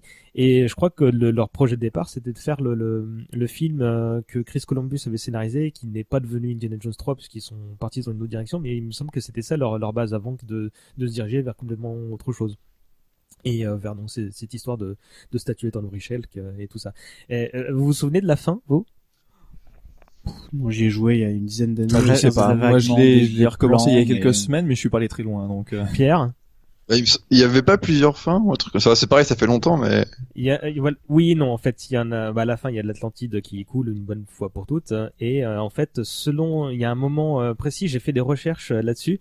Moi, Sophia Atgood se retrouvait possédée par une entité Atlante. Et donc en fait c'est elle qui a fait couler tout le truc, et donc Indy s'enfuit dans une scène où évidemment tout s'écroule, et il doit être l'écran de fin, il est sur une berge, et il voit l'Atlantide s'effondrer, et bah il dit merde, Sophia, c'est trop con quoi, un truc du genre. Et j'avais trouvé cette fin super dramatique, et en fait c'est parce que cette fin là elle intervient si tu ne sauvegardes pas un peu plus tôt dans le jeu, quand justement Sophia se fait posséder. Si comme c'est un jeu où on attend de toi de sauvegarder très régulièrement, en fait, du coup, le petit gimmick, c'est, bah ouais, t'as pas sauvegardé, donc en fait, t'as pas fait un truc, t'as pas fait une coupure, et en gros, bah, le démon, il est resté en elle tout le long, Ah la vache. et sinon, la vraie fin, Wow. bah, elle est, tous les deux s'en vont, sains et saufs, quoi. Donc, je pense que je D'accord. suis un des seuls à avoir Ah ouais, là ça me dirait pas sauvegardé à ce moment-là. ça fait parce trop que longtemps. ouais, mais c'est pareil, moi je suis du genre à sauvegarder toutes les 15 secondes si je peux, alors Donc Atlantis, c'est bon. Après, là, j'ai deux. Oui. C'est Star Wars. Voilà, oui. Moi, j'ai deux trucs là. on y J'ai vient, on y vient. LucasArts Classic Adventures, une compilation, et Ouais, Star ouais, Wars The Empire Strikes Back sur Game Boy et NES, la suite du jeu dont tu parlais tout à l'heure. Et on arrive à Super Star Wars, je suppose que c'est ça dont tu voulais parler. Bah d'abord le Star Wars tout court d'ailleurs. Celui qui est sorti sur NES parce Ah que oui, mais ça c'est beaucoup plus tôt ça alors. bah c'est en 91. Ah bon, je l'avais C'est juste pas. avant. Ils l'ont sorti 6 mois avant Fate of Atlantis celui-là, et c'est le premier jeu Star Wars où une partie de l'équipe a bossé dessus, puisqu'il a été co-développé avec une société, je crois australienne ou je sais pas quoi, mais ils ont quand même travaillé dessus. Donc c'est le premier jeu LucasArts qui est une adaptation de Star Wars, et comme je disais tout à l'heure, qui était super dur. Mais il y avait, je sais pas si vous vous rappelez, il y avait plusieurs gameplays différents. Il y avait un jeu de plateforme, il y avait un jeu de tir en vue subjective, il y avait on pouvait conduire le land speeder vu de dessus. C'était trop galère. C'est pas la version Super NES ça? Alors ça c'est la version NES, mais c'est parce que là où c'est intéressant, c'est qu'il y a une partie des gens qui ont bossé dessus ont bossé sur beaucoup des jeux de Star Wars d'après, genre Shadow of the Empire, Dark Forces, etc. Ils ont commencé sur Star Wars quoi. Super Star Wars, c'est le même. C'est pareil, c'est un co-développement quoi. Comme ils étaient pas très console au début, ils co-développaient les jeux consoles avec d'autres sociétés. Mais Super Star Wars, alors, moi pour le coup, c'est un jeu super important, puisque je pense pas que j'aurais fini sur un certain SWU à une époque sans ce jeu perso, qui j'avais fait en conjonction avec le même jour où j'avais fait Star Tour à Disneyland, et qui m'a fait devenir fan de Star Wars quoi. Donc là, le combo en un seul jeu, en 24 heures, ça c'est ça qui m'a fait transformer entre j'aime bien ces films en oh là là, j'ai envie de savoir comment s'appelle la planète qu'on voit pendant une seconde, tu vois. Et non, et Super Star Wars, c'est un jeu vachement sympa. Il est ressorti sur Wii. Je l'ai refait sur Wii il y a quelques années, et il est plutôt sympa dans son genre de jeu de plateforme, même si je préfère sa suite Super Empire Strikes Back. Moi, je préfère le Retour du Jedi parce que c'était Ah, diversifié. Mais surtout, c'est hyper respectueux de l'univers, quoi. T'as des monstres, t'as des Jawas qui t'attaquent tout le temps et tout. Pour le coup, moi, je sais que c'est un des premiers jeux que j'ai émulé quand j'ai eu un ordinateur qui permettait de rattraper tous les jeux Super NES que j'avais pas pu faire. J'étais très content de ça. J'ai dû les faire d'affilée les uns après les autres. Alors moi j'ai un truc qui s'appelle, si je me fie toujours à la liste de Wikipédia, c'est The Young Indiana Jones Chronicles. Ça vous connaissez pas? Il y a eu un jeu sur NES. Si, j'y ai joué cet été, c'est horrible. N'y touchez pas. D'accord. Bah, voilà. J'ai une minute, j'ai fait laisse tomber. Bah c'est bien, on peut passer à la suite. On passe à 1993 avec la suite de Maniac Mansion, Day of the Tentacle. Ah. Alors, effectivement, ça prend la suite de Maniac Mansion, mais si on n'a pas fait Maniac Mansion, ce qui était mon cas à l'époque, et ce qui devait être le cas de pas mal de joueurs depuis, bon, c'est pas bien grave. Le pitch étant assez simple, bien que pas forcément compréhensible. On a deux tentacules, dont une qui, sous l'effet de la pollution, se voit pousser des petits bras et décide qu'il va devenir maître du monde. Et pour empêcher ça, le espèce de professeur fou qui était dans Maniac Mansion va essayer d'expédier 3 personnages quelques heures dans le passé pour empêcher la tentacule de boire l'eau polluée. Sauf que le diamant qu'il a utilisé était pas un diamant naturel. La machine part en cacahuète en cours de route. Et les 3 personnages se retrouvent séparés dans le temps. L'un atterrit 200 ans dans le passé, un reste coincé dans le présent, et le troisième se retrouve projeté dans l'avenir où les tentacules dominent le monde. Et en fait, ça va être un point and click où on interprète les 3 personnages à la fois, et on peut se changer de personnage, alors au début pas facilement, mais après plus ou moins à volonté. Et les actions qu'on a aux différentes époques peuvent avoir un impact sur le futur, avec évidemment des objets qu'on s'échange entre les 3 époques pour justement utiliser le fait que en interagissant sur le passé, on peut modifier le futur. Pierre? Bah, personnellement, je trouve que rajouter dans la constitution américaine l'obligation d'avoir un aspirateur dans sa cave pour pouvoir dans le futur récupérer un hamster, je trouve cette idée géniale, quoi. Et tout le côté voyage dans le temps, surtout pour tous ceux qui ont aimé Retour vers le futur, avec des toilettes atemporelles, c'est un super jeu, court, bien, il n'y a pas de temps mort. C'est pour moi c'est un des meilleurs souvenirs et c'est vrai, c'est vraiment le jeu moi qui m'a mis sur le PC, qui m'a fait un peu abandonner la Super Nintendo, etc. Et puis là on a vraiment la Dream Team de LucasArts avec David Grossman, Tim Schafer. On a Peter Chan aux illustrations qui avait commencé sur Monkey Island 2 mais qui a fait ensuite Full Throttle et tout. C'est lui qu'on doit tout ce style un peu cartoon de LucasArts de l'époque. Moi perso c'est un de mes jeux préférés de tous les temps tout court, quoi, dans mon top 10 perso, quoi. Bien, carrément. Tu disais il y avait Manu? Je trouve que le rapport que la Verne a au hamster, pour l'avoir refait justement très récemment, est assez inquiétant quand même. Cette fille a quelque chose. Ouais, c'est clair. C'est Grossman et Schaeffer qui font celui-là, mais Gilbert et Winnie qui participent au scénario, même s'ils sont pas producteurs directement de jeu là. C'est un Scum amélioré avec pour la première fois, si je dis pas de bêtises, des voix digitalisées dans le jeu. Vous me confirmez? Je sais plus ce qu'il en est en fait. Moi j'en ai une version qui avait des voix, mais je sais pas si c'était une réédition avec des voix ajoutées ou si c'était d'origine. Mais il y avait des voix, oui. Avec la Verne enfermée, au début, tu passes un temps fou en prison à chercher comment sortir et pendant 50 fois, tu demandes aux gardes de pouvoir aller faire un tour aux toilettes. Yo, Mr. Tentacle Guide. Moi, j'ai aussi fait avec voix, mais il me semble qu'il est sorti aussi en disquette sans voix, mais c'est effectivement il me semble, le premier où ils ont aussi sorti avec voix. Et puis après, ils ont rajouté aussi dans les anciens, mais ils l'ont fait dans un second temps. Celui-là, il est sorti en même temps. Puisque c'était l'époque où le CD a explosé, donc le CD-ROM a explosé, donc effectivement c'est où ça a commencé. Et puis le doublage était vraiment sympa, quoi. Comment ne pas se souvenir de la toute première scène avec le tentacule pourpre qui boit l'eau empoisonnée là, et c'est inoubliable. C'est très Minus et Cortex avant l'heure. Exactement. Et la version remastered est très respectueuse plus que les remasterisations de Monkey Island où ils ont changé les graphismes. La version récente, elle est plus, ils ont pas touché du tout au graphisme, ça c'est cool. Ouais, ils ont juste affiné le style pour que ça passe en HD, quoi. Pour que les jeunes soient pas effrayés par les pixels de l'époque, mais même si honnêtement la version de l'époque était déjà parfaite, quoi. 93 toujours, grande année, puisque c'est là que Sam & Max Hit the Road arrive. C'est toi qui en parlais tout à l'heure, David. Ouais, c'est un grand souvenir aussi de jeux vidéo. Je pense que c'est la première fois que je pense que je voyais un dessin animé, un jeu vidéo en dessin animé aussi irrévérencieux, je pense. À l'époque où j'y ai joué, je me disais, mais attends, ils ont le droit de faire ce genre de blague? C'était... Il va vraiment manger le monsieur à la fin? et je pense que, comme tout petit pré-ado de 13 ans que je devais être, je suis vraiment tombé amoureux des personnages pour leur côté un peu punk et débile comme ça. Et en plus, anecdote personnelle, j'avais un pote avec qui on jouait qui s'appelait aussi Bruno et qui avait d'énormes pieds, donc en fait on se foutait de sa gueule parce que du coup on cherchait un Bigfoot qui s'appelait Bruno dans le jeu, et voilà, forcément ça nous faisait beaucoup rire.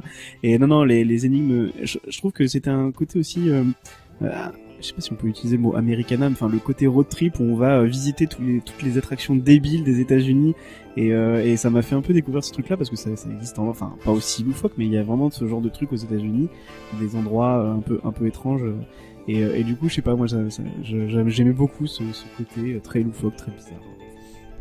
Ah oui, non, effectivement, tu fais vraiment le tour d'attraction, mais assez improbable. Tu te dis, mais ça peut pas exister en vrai, quoi. Et c'est vrai que quand tu creuses un peu le sujet, ben, tu t'aperçois qu'ils sont pas si loin que ça, en réalité. Marc, Pierre. Moi, je botte en touche depuis tout à l'heure parce qu'en fait, j'y ai pas joué à l'époque. Je sais pas ce qui s'est passé dans ma vie en 93-94, mais ni lui ni Day of the Tentacle, c'est vraiment des jeux que j'ai redécouverts par la suite parce que je les ai repris à cause de la hype et surtout Day of the Tentacle, mais j'y ai jamais joué et enfin du coup j'ai un espèce de vide moi autour de ça. Donc Sam & Max, ça t'y a pas touché, même pas. Si je l'ai refait bien après, mais j'ai pas du tout ce côté souvenir parce que c'est vraiment très récent. D'accord. Pierre. Moi, je me souviens de la plus grosse pelote de laine du monde là, qui était vraiment énorme. Je me souviens du chat que tu retournes, Oui. Voilà, mais ça me marque encore. Et je pense qu'avec Day of the Tentacle et puis les nuls, on va dire, c'est ce qui a formé mon humour pour toute la vie, quoi. Ces deux jeux, c'était grande année pour le jeu d'aventure, quoi. Vous vous rappelez des mini-jeux de Sam & Max? Oui, et le marteau là, c'était bien. Ouais. Je crois que le marteau, justement, l'un des rares souvenirs que j'ai du jeu, parce que celui-là, j'ai dû le faire en dilettante, sans avoir un gros investissement, parce que moi, j'étais un peu perturbé par ce côté révérencieux, justement. Je pense que j'étais trop jeune pour l'apprécier. Ouais. Et en fait, c'est forcément, quand tu te rapproches dessus quelques années plus tard et que tu essaies de replacer la chronologie, tu fais, ah ouais, il s'était autorisé ça. mais ouais. Et ça aussi, ça a été racheté par Telltale Games. Vous avez testé les suites là qu'ils ont fait? Ouais. Moi, je crois que c'est le seul jeu Telltale que j'ai acheté. Alors bon, il paraît qu'ils en ont fait d'autres qui sont très bien, mais j'ai pas réussi à retrouver le. Enfin, je sais pas. Je trouvais que ça manquait. Même la patte graphique, j'ai pas aimé le fait qu'il passe en 3D. Je trouvais que ça perdait quelque chose, quoi. Il est dans Vas-y, Pierre. Moi, j'ai pas trop accroché aux deux premières saisons, mais la troisième, on retrouve l'esprit, même si ça reste de la 3D effectivement, et c'est un petit peu, ça manque le côté 2D, hein, perso, je trouve. Mais la troisième saison enfin, dans mes souvenirs, parce que j'y ai joué donc quand c'est sorti en 2010, je crois, la troisième saison. Mais on retrouve un peu l'humour. Les deux premières saisons, ça fait plus, on met du temps à retrouver le Sam & Max, quoi. Mais c'est pas mal. C'est bon, mieux que rien, quoi. Manu. Ah bah moi j'y ai pas joué encore en fait parce que c'est dans ma pile de Good Old Games acheté en promo et ouvert et auquel tu joueras jamais en fait. C'est ça exactement. Je vois. Alors on attaque 1993 Star Wars Arcade, un simulateur de X-Wing que j'ai dû faire une ou deux fois, c'était cool. Voilà. Star Wars. Oui. Non, rien, c'était juste impressionnant, quoi. Pour l'époque. Ouais. C'est sorti sur 32X aussi après, mais je n'avais pas de 32X, donc je vais pas tester sur console. Ouais, j'ai essayé de le faire sur émulateur, j'ai toujours pas réussi. On va passer sur Star Wars Chess, qui, voilà, tout est dit. Et on attaque la même année en 93, Rebel Assault. Alors, qui l'a fait ça? Moi, je suis passé à côté. Celui-là. Pierre? Rebel Assault, pour moi, c'était une grosse claque, quoi. Parce que graphiquement, c'était sublime. Encore une fois, pour l'époque. Le gameplay était nul. C'était un rail shooter, hein. Il y avait c'était un rail shooter, quoi. Mais on retrouvait vraiment l'ambiance Star Wars. T'avais les musiques digitalisées. C'était pas encore parfait, mais il y avait l'ambiance. Rookie One était un perso, mais qui avait tellement de caractère que, non, c'était vraiment une coquille vide, mais on revivait quand même. Peur, là. J'étais en train de me dire, attends, je me souviens pas de ça. Attends qu'on arrive à Rebel Assault 2. Il y a le Rebel Assault, et il y avait, j'avais bien aimé les nouveaux trucs qu'ils avaient rajoutés, genre là, il y avait une planète avec des cristaux où on conduisait un A-Wing et c'était assez joli. Après, ça restait vraiment un jeu de démonstration, quoi, pour le CD-ROM, pour les capacités du CD-ROM. D'ailleurs, c'était ça, hein, au tout début, la conception du jeu, c'était faire un jeu sur CD, utiliser ce qu'on peut faire avec la capacité en mémoire pour faire un jeu impressionnant, et franchement, ça a bien fonctionné. Et je l'avais découvert à la foire de Paris, il me semble. J'étais resté 3 heures devant un vieux CRT, un vieil écran pour regarder ce jeu. J'ai fait waouh, magnifique, et je m'étais pris le PC dans la foulée, même si en fait c'est X-Wing que j'ai kiffé, quoi. Je me souviens que non, c'est pas je me souviens. C'était un jeu qui utilisait du full motion vidéo, donc c'était la grande mode de l'époque. Et c'était la première fois donc qu'il y avait des scènes tournées pour du Star Wars qui n'étaient pas En fait, c'était le 2, ça. C'était le 2. Ah, c'était le 2, d'accord. C'était le 2. Dans le 1, ils ont... pas joué au 1, alors. Dans le 1, ils ont digitalisé les images du film. Et ils ont retransformé ça pour faire une nouvelle histoire avec les images du film. Mais le premier FMV pour Star Wars, c'était le 2, en fait. D'accord, bon, on va y revenir dans un instant, alors. Ouais, parce que du coup, moi, j'ai dû jouer qu'au 2, en fait. Et on arrive au moment que tu voulais, donc, X-Wing, en 93, la même année.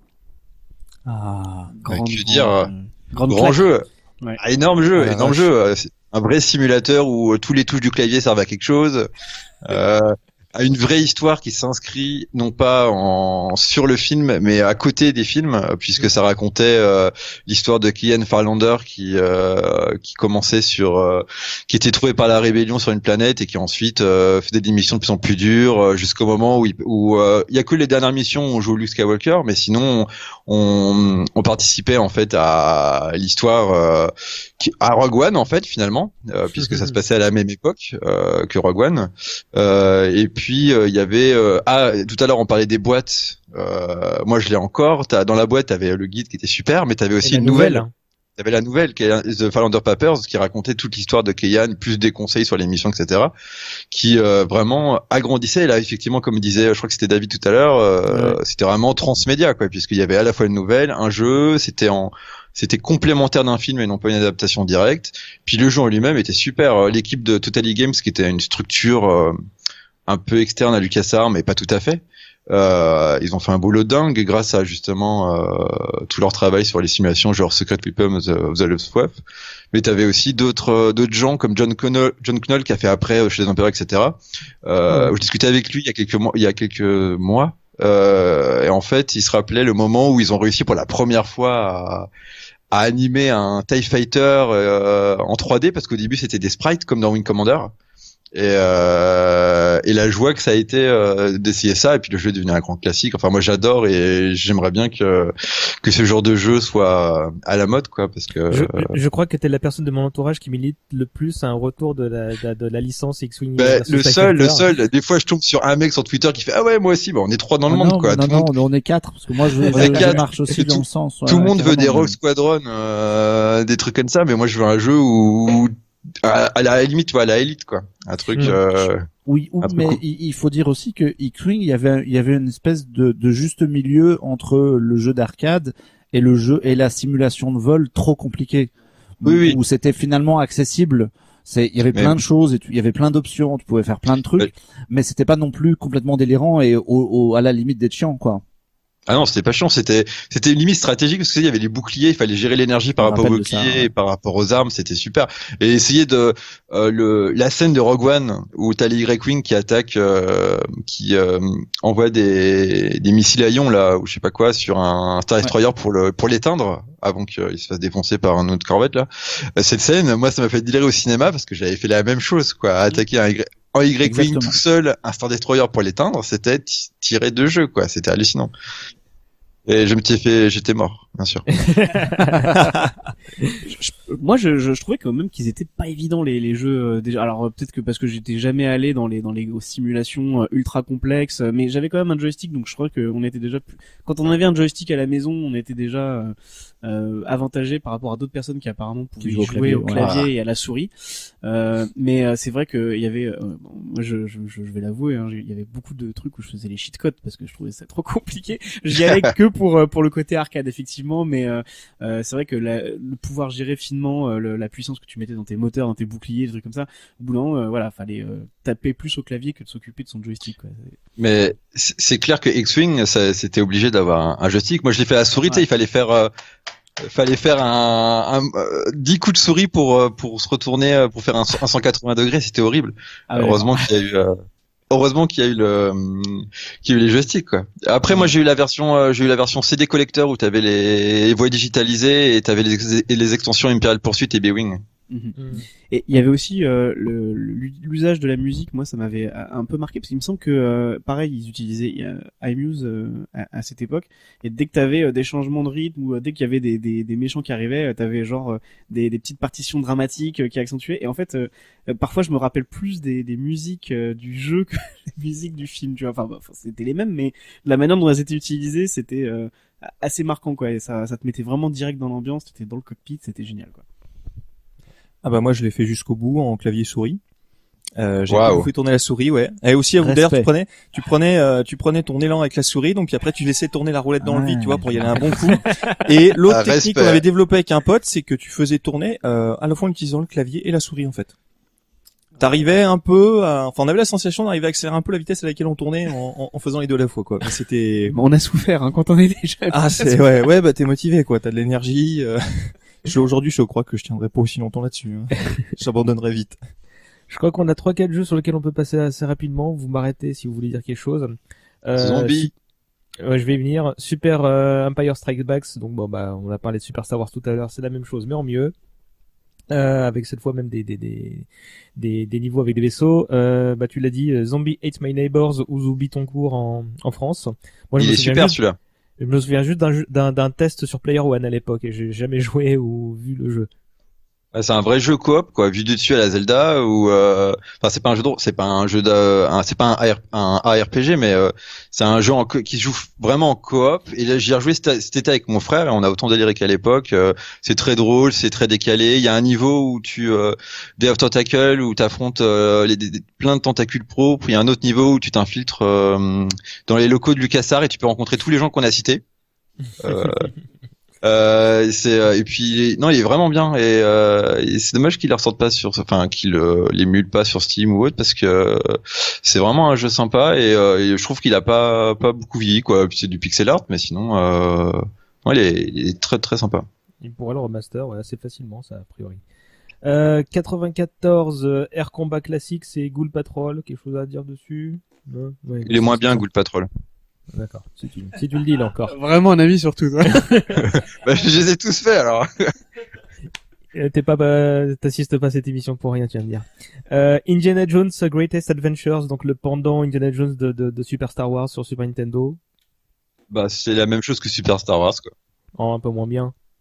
Bah j'ai vu, ça avait pas de folichon non plus. Le seul truc qui est vraiment intéressant dans le jeu, c'est que c'était le premier où LucasArts a collaboré avec Factor 5. Factor 5, c'est ceux qui ont fait Rogue Squadron après. D'accord, oui, effectivement. Et 94, ah oui, bah TIE Fighter, hein, le pendant impérial de X-Wing, parce qu'il faut bien satisfaire le public fasciste. C'est exactement ça. Moi, j'y ai jamais joué parce qu'on incarnait l'Empire et que ça m'intéressait pas. Moi, je faisais des bastons avec des potes parce que j'avais un pote qui préférait TIE Fighter à X-Wing et du coup, on s'insultait. Il me traitait de salopard de rebelle et moi, je le traitais dans le sens de l'espèce d'enculé de l'Empire. Non, c'était un super jeu, pareil dans la même ligne de X-Wing. Mais j'y ai moins joué, je l'ai surtout testé chez des copains, mais enfin il y avait le même feeling, le même truc. Et il y avait, je crois que il y avait pas cette histoire comme quoi il y avait pas de bouclier sur les TIE Fighter, TIE Fighter, donc du coup ça changeait un peu la manière de jouer. Oui, t'avais pas la même façon de gérer ton truc, hein. Jusqu'à ce que tu prennes un intercepteur où là t'as des boucliers, j'imagine. L'intercepteur, tu sens que t'es monté en grade, hein. Moi je l'ai pas fait au bout celui-là, mais j'avais pas mal joué quand même à l'époque. Et ce que je trouvais très intéressant, enfin à l'époque je l'analysais pas comme ça, mais ce que je trouve très intéressant, c'est que c'était peut-être un des premiers jeux où on te proposait de jouer l'autre côté, tu vois, de pas être du côté des héros, mais d'être un peu du côté des salauds. Et il s'appelait comment le héros là cette fois, Impérial, parce que lui aussi il a eu droit au même traitement avec une nouvelle. C'était Marek Steel. Marek Steel, c'est ça, ouais.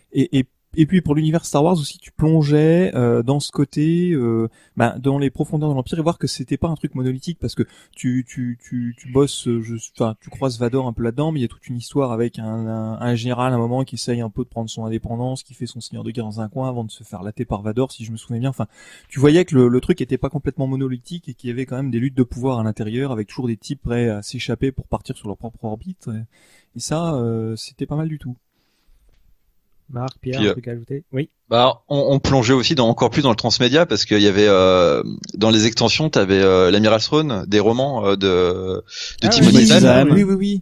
qui apparaissait. Oui. Et puis t'avais l'introduction du TIE Defender qui a fait son chemin jusqu'à revenir dans le nouveau canon de Star Wars. On le voit dans Star Wars Rebels, etc. Et j'aime bien le design de ce vaisseau qui est invincible. Puis ouais, t'avais vraiment le côté où tu jouais les méchants et tu voyais que c'était pas monolithique. Et puis tout était mieux que X-Wing, quoi. L'écriture, les graphismes, c'était, pour moi, ça reste le meilleur de la série, quoi. D'accord, bon. Et pourtant, t'es pas facho. Non, mais voilà, il fallait bien. il faut comprendre l'ennemi. Et je pense que ce qui est intéressant, c'est de se dire qu'on était à une époque où les films Star Wars, il y avait pas eu grand chose finalement depuis une dizaine d'années, même un peu plus. Et finalement, on avait un peu la dalle, quoi. Je pense. Et j'ai l'impression que c'était vraiment la période où LucasArts a vraiment étendu l'univers, à créer des nouvelles histoires, mais c'était pas du simple prétexte à faire du jeu vidéo, c'était vraiment du développement scénaristique avec du canon derrière, et je trouve que c'était une période qui maintenant est passée en termes de canon, qui est devenu légendaire entre guillemets, mais il y avait vraiment des bonnes idées et on sentait qu'il y avait une sorte de d'histoire unifiée de Star Wars, vraiment une extension de l'univers qui était moi je trouvais vraiment passionnante, quoi. Bah, c'est vraiment l'intro à la prélogie finalement, puisque il y avait eu un trou entre 86 et 91 à tout niveau. Et là, avec les premiers romans, puis les comics, puis les jeux vidéo à partir de 93, X-Wing, etc. Là, TIE Fighter est sorti quoi? Il est sorti à l'été 94, je crois, et George Lucas a commencé à écrire sa prélogie en novembre 94. On était vraiment dans l'introduction de la seconde période de Star Wars, quoi. Mais à l'époque, ils faisaient des jeux de fou, quoi. Enfin, des vrais bons jeux, quoi. C'est ça. Super. Parce que oui. Parce qu'on pourrait rappeler que il y a des jeux actuels très récents, il n'y en a pas beaucoup, ils sont pas forcément super, et on nous propose de jouer les méchants, et puis finalement on est loin d'un TIE Fighter, quoi. Je sais pas si vous avez joué à Battlefront 2, mais non. On joue les méchants. Était suffisant. Oui, et à la fin on est pas si méchant que ça à la fin, c'est ça? Oh, à la fin, tu rigoles. C'est au bout d'une demi-heure, ouais. D'accord. Ah non, à notre époque, on laisse pas le temps de. Non, c'est fini ça. Il y a pas de. Enfin bref. Je vois. Super Return of the Jedi, donc retour en Super Nintendo. Bon, moi, mon préféré parce que c'était classe, c'était plus joli. Des gens. Non, on enchaîne. Full Throttle. En 95. Ah oui, très cool, Full Throttle. Vas-y, Marc. Bah moi, mon souvenir de Full Throttle, en fait, c'est plus que le jeu, c'était les séquences animées intercalées, parce que c'était du vrai dessin animé et c'était très dynamique aussi. Et il y avait de l'action dans ce truc-là. Et je trouvais que autant les point and click qu'on a évoqués avant, finalement l'histoire était toujours un petit peu plan-plan, même si tu tapais du nazi ou que tu te battais à l'épée. C'est toujours un peu plan-plan. Là, ils avaient réussi à insuffler un espèce de vrai dynamisme. Alors, je m'en rappelle. Rock and roll. De manière très très floue, évidemment, parce que c'était il y a longtemps et je l'ai pas refait. Mais pour moi, il y avait vraiment du rythme, il y avait vraiment un truc. C'était vraiment un jeu qui allait à 100 à l'heure et moi, j'en garde vraiment un super souvenir. Tu veux le pitch le truc? Alors tu joues un chef de gang de moto. Les putois. Voilà. Et t'as un gars. Alors t'as un constructeur de moto légendaire. Un vieillard dont tu sens qu'il est un peu qu'il a son sous-fifre qui essaye de prendre un petit peu les commandes du truc. Et en gros, le sous-fifre essaye de se servir de ton gang, de te le piquer pour accomplir une basse besogne. Et toi, tu t'es fait voler ton gang, donc tu vas essayer de remettre la main là-dessus et puis d'aller un peu régler tes comptes. Alors je le connais un peu bien le début parce que je l'ai recommencé il y a quelques semaines justement. En HD du coup, la version de Bonfire. Et alors il y a un côté aussi un peu décalé, mais pas de la même façon sur tout ce qui est Monkey Island et The Tentacle, etc. Parce qu'il y a un côté un peu plus sérieux dans l'univers et l'intrigue. On est quand même dans le présent, dans l'autre présent. Mais quoi que ça, on est un peu dans le fond, on migre un peu dans le futur par moment, j'ai l'impression. On frôle avec les dystopies. Mais t'as quand même un côté un peu décalé parce que la première action que tu as à faire après que toute la séquence d'intro soit passée, t'es enfermé dans un container à poubelle derrière un bar. Et donc ta première action, c'est de foutre un grand coup de pompe dans le couvercle du container pour pouvoir ressortir. Et après, tu vas aller faire des actions assez sympas avec l'anneau planté dans le nez du barman. Moi, je me rappelle surtout des séquences de baston. Des bastons, oui. Qui n'étaient pas particulièrement réussies par ailleurs. Hein. C'était pas ce qu'il y avait de mieux, mais je sais pas pourquoi c'est ce qui m'a le plus marqué. La tronçonneuse. Oui, ouais. C'était pour ça. Ouais, tu fais des bastons entre motards après. Au début, t'as rien. Des coups de chaîne, après des coups de massue, et puis à la fin, t'arrives effectivement avec une tronçonneuse. Et c'est vrai que l'univers, j'ai de vagues souvenirs du jeu. Je l'ai pas terminé, mais Effectivement, il y avait un truc un peu dystopique, un peu crado. Oui. Je pense que peut-être que j'étais un peu trop jeune pour le coup. Enfin, j'ai pas des masses accrochées, mais c'est vrai qu'il y avait un truc c'était un peu différent, comme tu dis. De ce que j'avais fait. Et je trouve à la réécoute récente que il y a des jeux qu'on fait en anglais, d'autres en français. Celui-là, j'aime bien le faire en français parce que le doublage français était pas trop mal. Le doublage des LucasArts, Et entre autres justement l'espèce d'infâme salopard que tu poursuis, il a une de ces bonnes voix graves de bon pourri bien méchant qui lui colle magnifiquement. Et en anglais, c'était Mark Hamill. Oui, oui. Ouais. Le méchant? Non, Ou c'est le méchant ou le héros? Adrien Ripburger.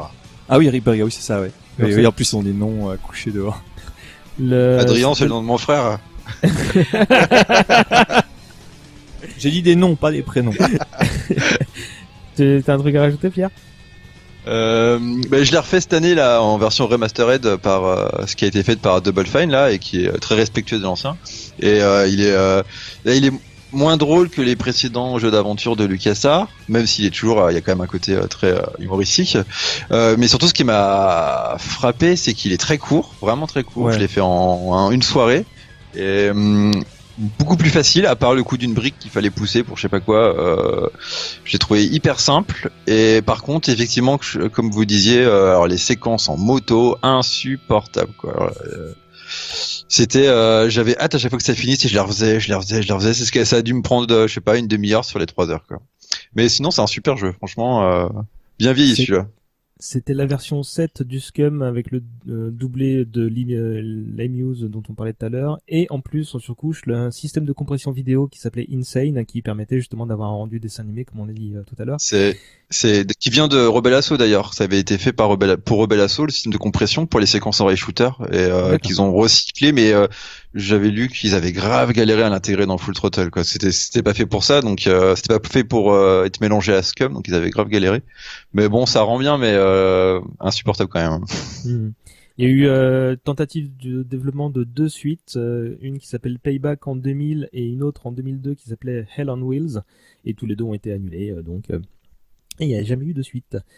95, Metal Warriors, une espèce de Metal Slug-like de ce que j'ai pu en voir. Bah, je l'ai fait pour la première fois cet été. Enfin, j'ai fait. J'ai l'impression que tu dis ça pour un jeu sur 2. Bah, je les ai quasiment tous fait. Alors, mais comment tu fais, t'as 2 enfants?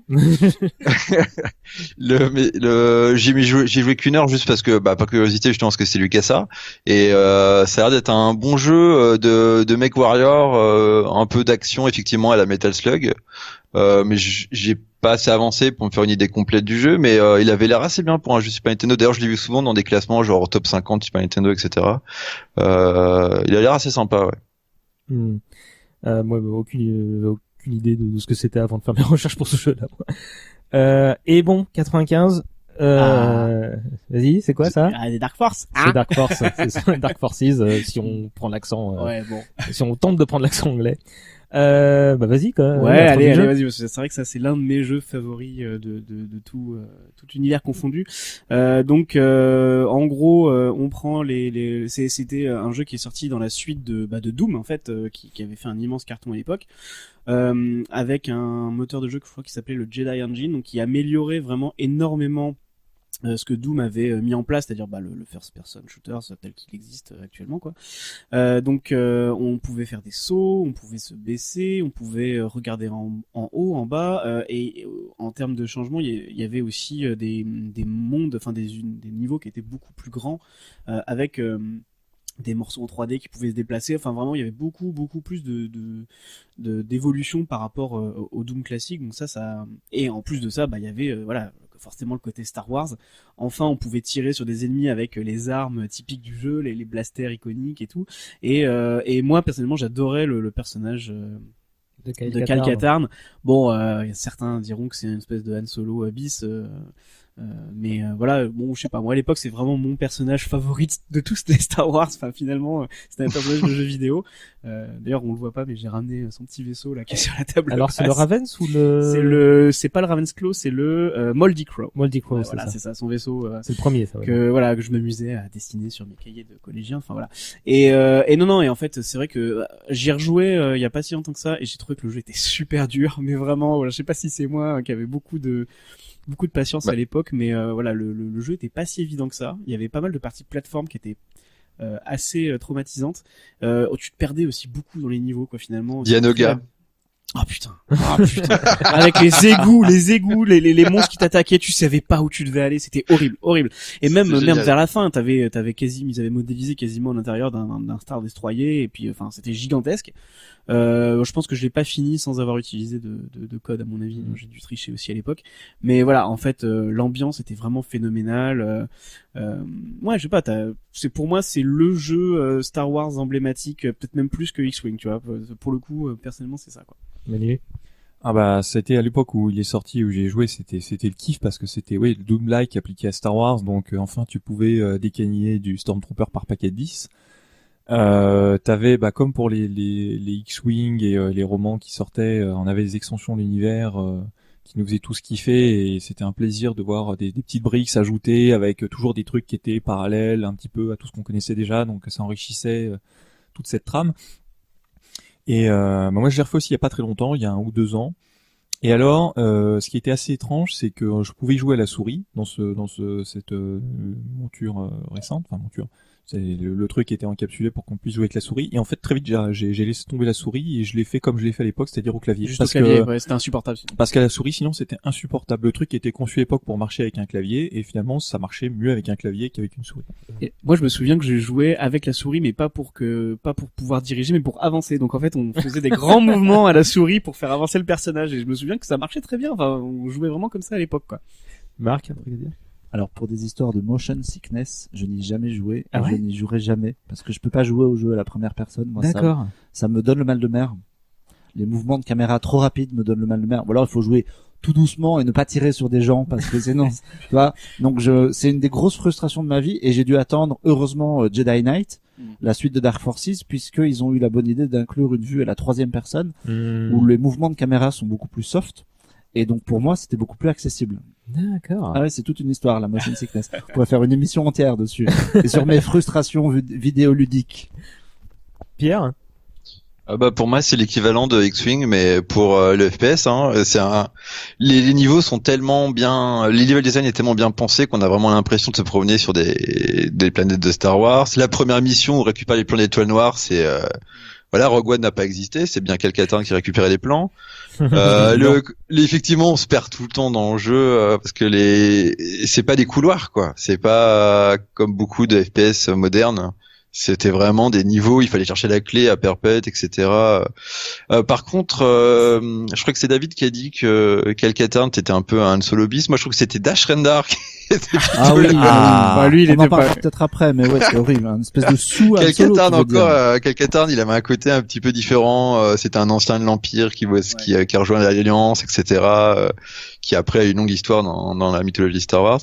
Mais c'était un jeu. En plus, pouvoir regarder au-dessus et en dessous à l'époque, c'était hallucinant, quoi. Moi, j'ai des souvenirs où je regardais en haut et je faisais waouh, on voit la skyline, je sais plus où, mais je me souviens aussi des combats contre les troopers. Death Troopers. Les Death Ou les Troopers. Dark Troopers. Avant Dark Rogue Troopers. One avant l'heure encore. Qui eux, ont survécu, ouais. Ouais. Et qui étaient Ouais, des et robots, ou des Boba espèces de Fett. Terminator-like. Voilà. c'est tout à fait. Il y avait Et Boba Fett aussi à un moment, c'était chaud. Je me souviens que c'était super chaud, quoi. Et moi, un souvenir traumatisant de ce jeu, c'est quand tu te cassais la gueule, parce que t'avais souvent moyen de te casser la gueule dans ce jeu-là, où tu tombais d'une falaise ou je sais pas quoi, et il y avait un cri qui est assez connu dans l'univers Lucas et Spielberg. Il y a le fameux cri de Willem qui est très connu, où quand t'as un impérial qui se fait flinguer, voilà, c'est un son qui revient assez souvent. Et il y avait un autre son qui s'appelle le Yurag. Le son Yurag, et qui était le son que poussait Cal-Katarn quand il tombait, et c'était un cri horrible, vraiment flippant. Je pourrais pas le refaire, mais J'essaierai de l'intégrer. essaie de l'intégrer, tu verras, c'est absolument atroce, et moi ça me tétanisait quand je l'entendais, c'était horrible. On en parlait tout à l'heure, Rebel Assault 2 la même année en 95, Rail Shooter 2 on pourrait dire. Et comme tu disais Pierre, donc avec cette fois donc des scènes enregistrées exprès. C'est le bon point de ce jeu, quoi. C'était les séquences FMV, les premières séquences originales d'un Star Wars depuis 1983. C'est absolument horrible à revoir. Faut regarder sur YouTube et tout. C'est mal joué, etc. Pourtant, je crois que c'est celui-là qui a été réalisé par Albert Wood. Mais les acteurs sont absolument horribles. Il L'histoire. paraît qu'il y a Richard Dean Anderson dans le jeu. Ouais, j'ai vu ça. Il paraît, mais j'ai jamais trouvé. Je l'ai refait il y a 2 ans et ça m'a pas. Moi, je l'ai pas cherché à le refaire parce que quand je l'ai fait, mais c'était le faites 3-4 pas. ans après et c'était déjà tout pourri, en fait. Ah non, mais le faites pas, hein. Je déconseille à tout le monde. Contentez-vous de regarder les sur YouTube des let's play parce que c'est à jouer, c'est une horreur, quoi. À un moment, il y a le faucon qui est dans un tunnel, dans un astéroïde. Tu comprends même pas des fois pourquoi il explose alors que t'es en plein milieu. Enfin, c'est vraiment très approximatif. Et alors les séquences à pied sont encore plus dégueulasses. Par contre, l'histoire était sympa puisque c'était l'histoire de l'Empire qui préparait une expérience secrète dans un espèce de triangle des Bermudes spatial. Le fameux trou des Bermudes. Et ils y développaient un espèce de taille qui pouvait se rendre invisible, ce que a pu faire après le vaisseau de Darth Maul dans la menace fantôme, et qu'on affrontait et qu'on récupérait à la fin, et même qu'à la fin il explosait quand tout le monde faisait la fête. D'ailleurs c'était très con, le jeu il servait à rien. C'était vraiment un jeu horrible, mais pour moi c'est un super souvenir parce qu'à l'époque j'étais hyper enthousiaste, j'étais super content de finir le jeu. C'est un bon souvenir et c'est un jeu pourri, voilà. Comme quoi. Ah bah pareil, parce que moi j'ai joué aux deux épisodes à l'époque et c'était ça. Effectivement, tu sentais que tu suivais un script, il fallait juste appuyer sur les bons boutons au bon moment. Mais visuellement, c'était chouette pour l'époque, quoi.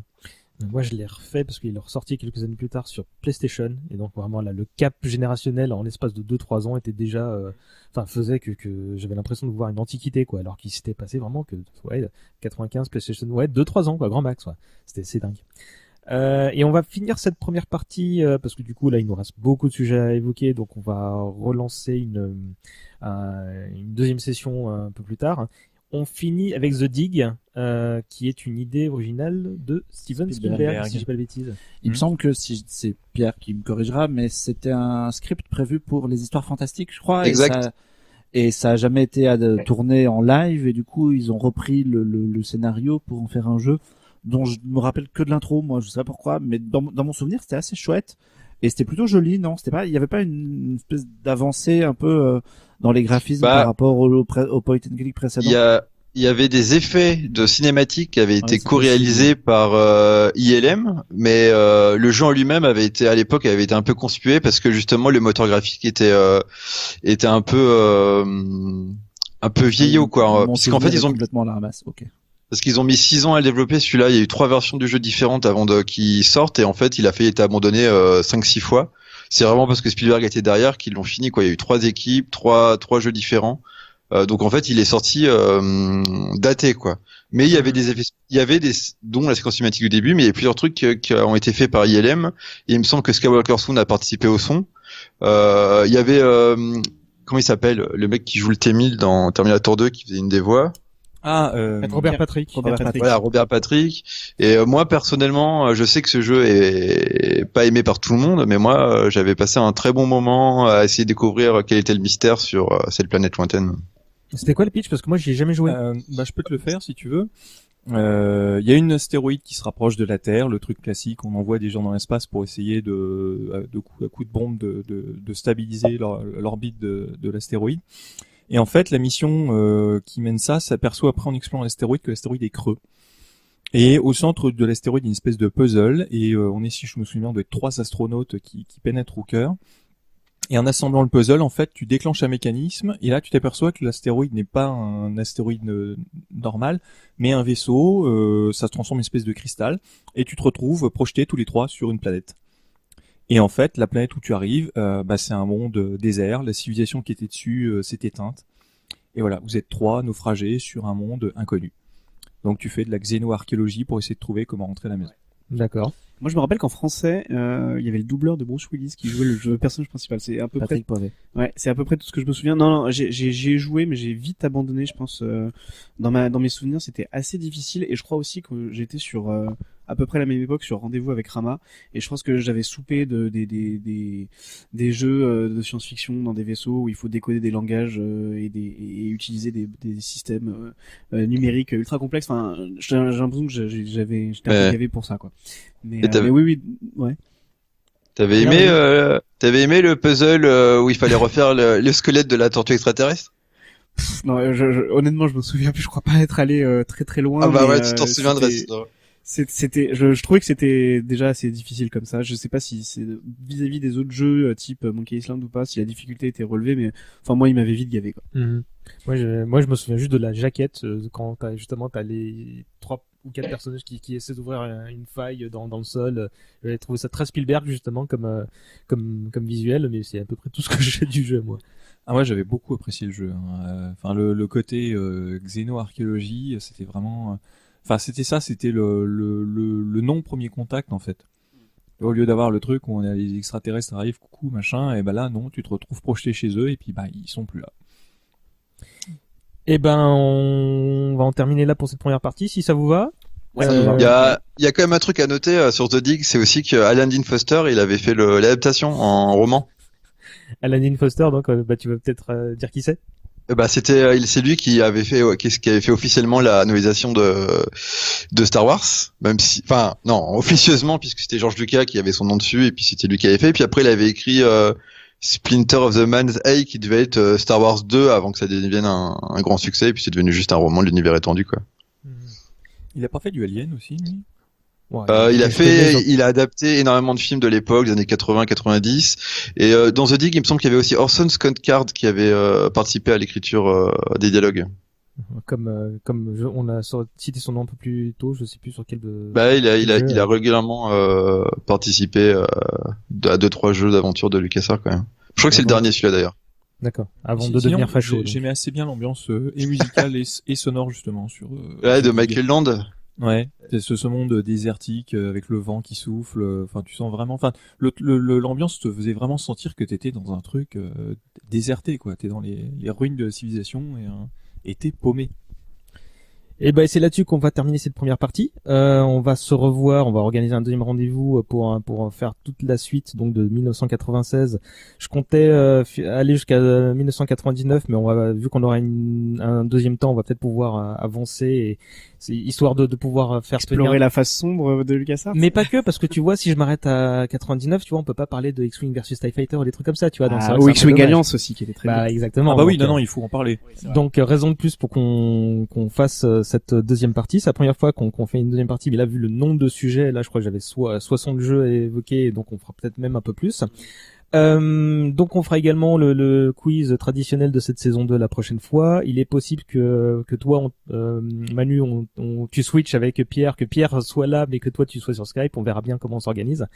Merci à tous les 4. Merci à toi. Merci. Très sympa. On va terminer quand même sur un petit tour de table pour vous rappeler où est-ce qu'on peut vous retrouver, etc. Marc. Sur www.cloneweb.net. Et puis à partir de là, en podcast, en vidéo, etc., tout part de là. Il y a l'Happy Hour, il y a le Starcast, il y a plein de petites choses que vous faites. Il faut pas hésiter à aller voir parce que tout ça c'est de la grande qualité. Manu. Moi je participe encore à l'agence Too Geek, mais ça va probablement s'arrêter prochainement puisque je pars m'installer en province. Et sinon je continue toujours de chroniquer des lectures d'imaginaire sur l'affaire Herbefolle. En ce qui concerne donc du coup l'ADN.eu, mais c'est des articles qui sont pas vraiment geeks, plutôt techno, mais voilà. C'est geek ça quand même. C'est un peu geek, mais voilà. Bon. Et sinon donc du coup sur le podcast Radiation qu'on vient de lancer, et quelques articles que je fais aussi de temps en temps pour Geek Tribes, qui est le site web de Geek Magazine. Et on salue tous ces gens. Et maintenant que Radiation est sur iTunes, je vais pouvoir l'écouter d'ici la prochaine émission. Pierre, à ton tour. Moi, dans les Gros Fantastiques, chaque mois, notamment depuis ce mois, à partir du mois prochain, sur toute l'histoire des effets spéciaux à travers le temps, un très long dossier qui commence tout juste là, parce que j'en suis qu'au début à la fin du 19e. Et puis là, en ce moment, on a hors série sur Battle Angel Alita Gun, qui vient de sortir, même si le film sort pas avant 4 mois. Et puis Geek Magazine, avec le prochain numéro dans 2 mois, enfin en janvier. On a un hors série qui sort bientôt sur les licences, sur toutes les 42 principales licences du monde des geeks. Et puis sinon, c'est www.effet-spéciaux.info. Tu ne manques pas de maisonner ou écrire, manifestement. Non, et sans compter Geek Trib, où moi aussi j'ai des trucs qui vont arriver là. Geek Trib. Il aime bien franciser les mots anglais. Oui, bon ça va. Moi, c'est CESBA sur Twitter, mais vous pouvez aussi suivre l'émission en cherchant Pas trop vieux, tout attaché. Il y a aussi une page Facebook et un compte Insta. N'oubliez pas d'aller voter pour l'émission Apple Podcast, blablabla, tout ça. Le laïus sur les réseaux sociaux est d'autant plus important cette fois, car j'arrive au moment où je dois teaser la prochaine émission. Et ce sera encore une émission spéciale. Sans doute un numéro double, car on va évoquer 2 sujets qui sont très liés. Et spécial surtout parce qu'on va en faire une émission en public. Donc c'est la grosse info dont je parlais tout à l'heure. On est en train de mettre ça en place dans un endroit super cool à Paris, et ce sera gratuit. Ce sera aussi peut-être un live, ça je le garantis pas encore. Je lâcherai toutes les informations dans les prochains jours, mais je peux déjà vous dire que si vous êtes intéressé pour venir assister à l'émission, ce sera le dimanche 16 décembre en fin d'après-midi, et qu'on parlera de Dragon Ball et Dragon Ball Z. Voilà, c'est dit. Je me retourne vers vous pour vous poser la dernière question rituelle. Qu'est-ce qu'on s'écoute? Une petite suggestion musicale pour se quitter, quelque chose d'un peu moins connu. Qu'est-ce que vous avez dans votre besace? Les gens se regardent avec l'emblanc des yeux. Pierre, t'as des idées? Non, laisse-moi 1 heure, attends.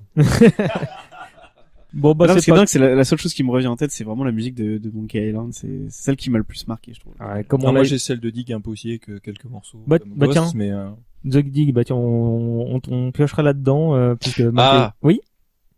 Outlaws. Il y a des super musiques sur Outlaws. Ouais, mais ce sera pour la prochaine partie, ça On du n'a pas coup. parlé. Bon, bah alors, The Dig, alors. Ouais, on va piocher dans la bande son de The Dig, c'est très bien comme ça. Voilà, merci une nouvelle fois à tous les 4. Merci également aux auditeurs. Rendez-vous donc le 16 décembre pour l'émission numéro 18 sur Dragon Ball, et pour la seconde partie de cette émission, donc ce sera tout début janvier. Peut-être un peu avant si on arrive à trouver une date. On vous embrasse, on vous remercie une énième fois. Gros bisous, à bientôt. Ciao. Salut. salut. Ciao, ciao.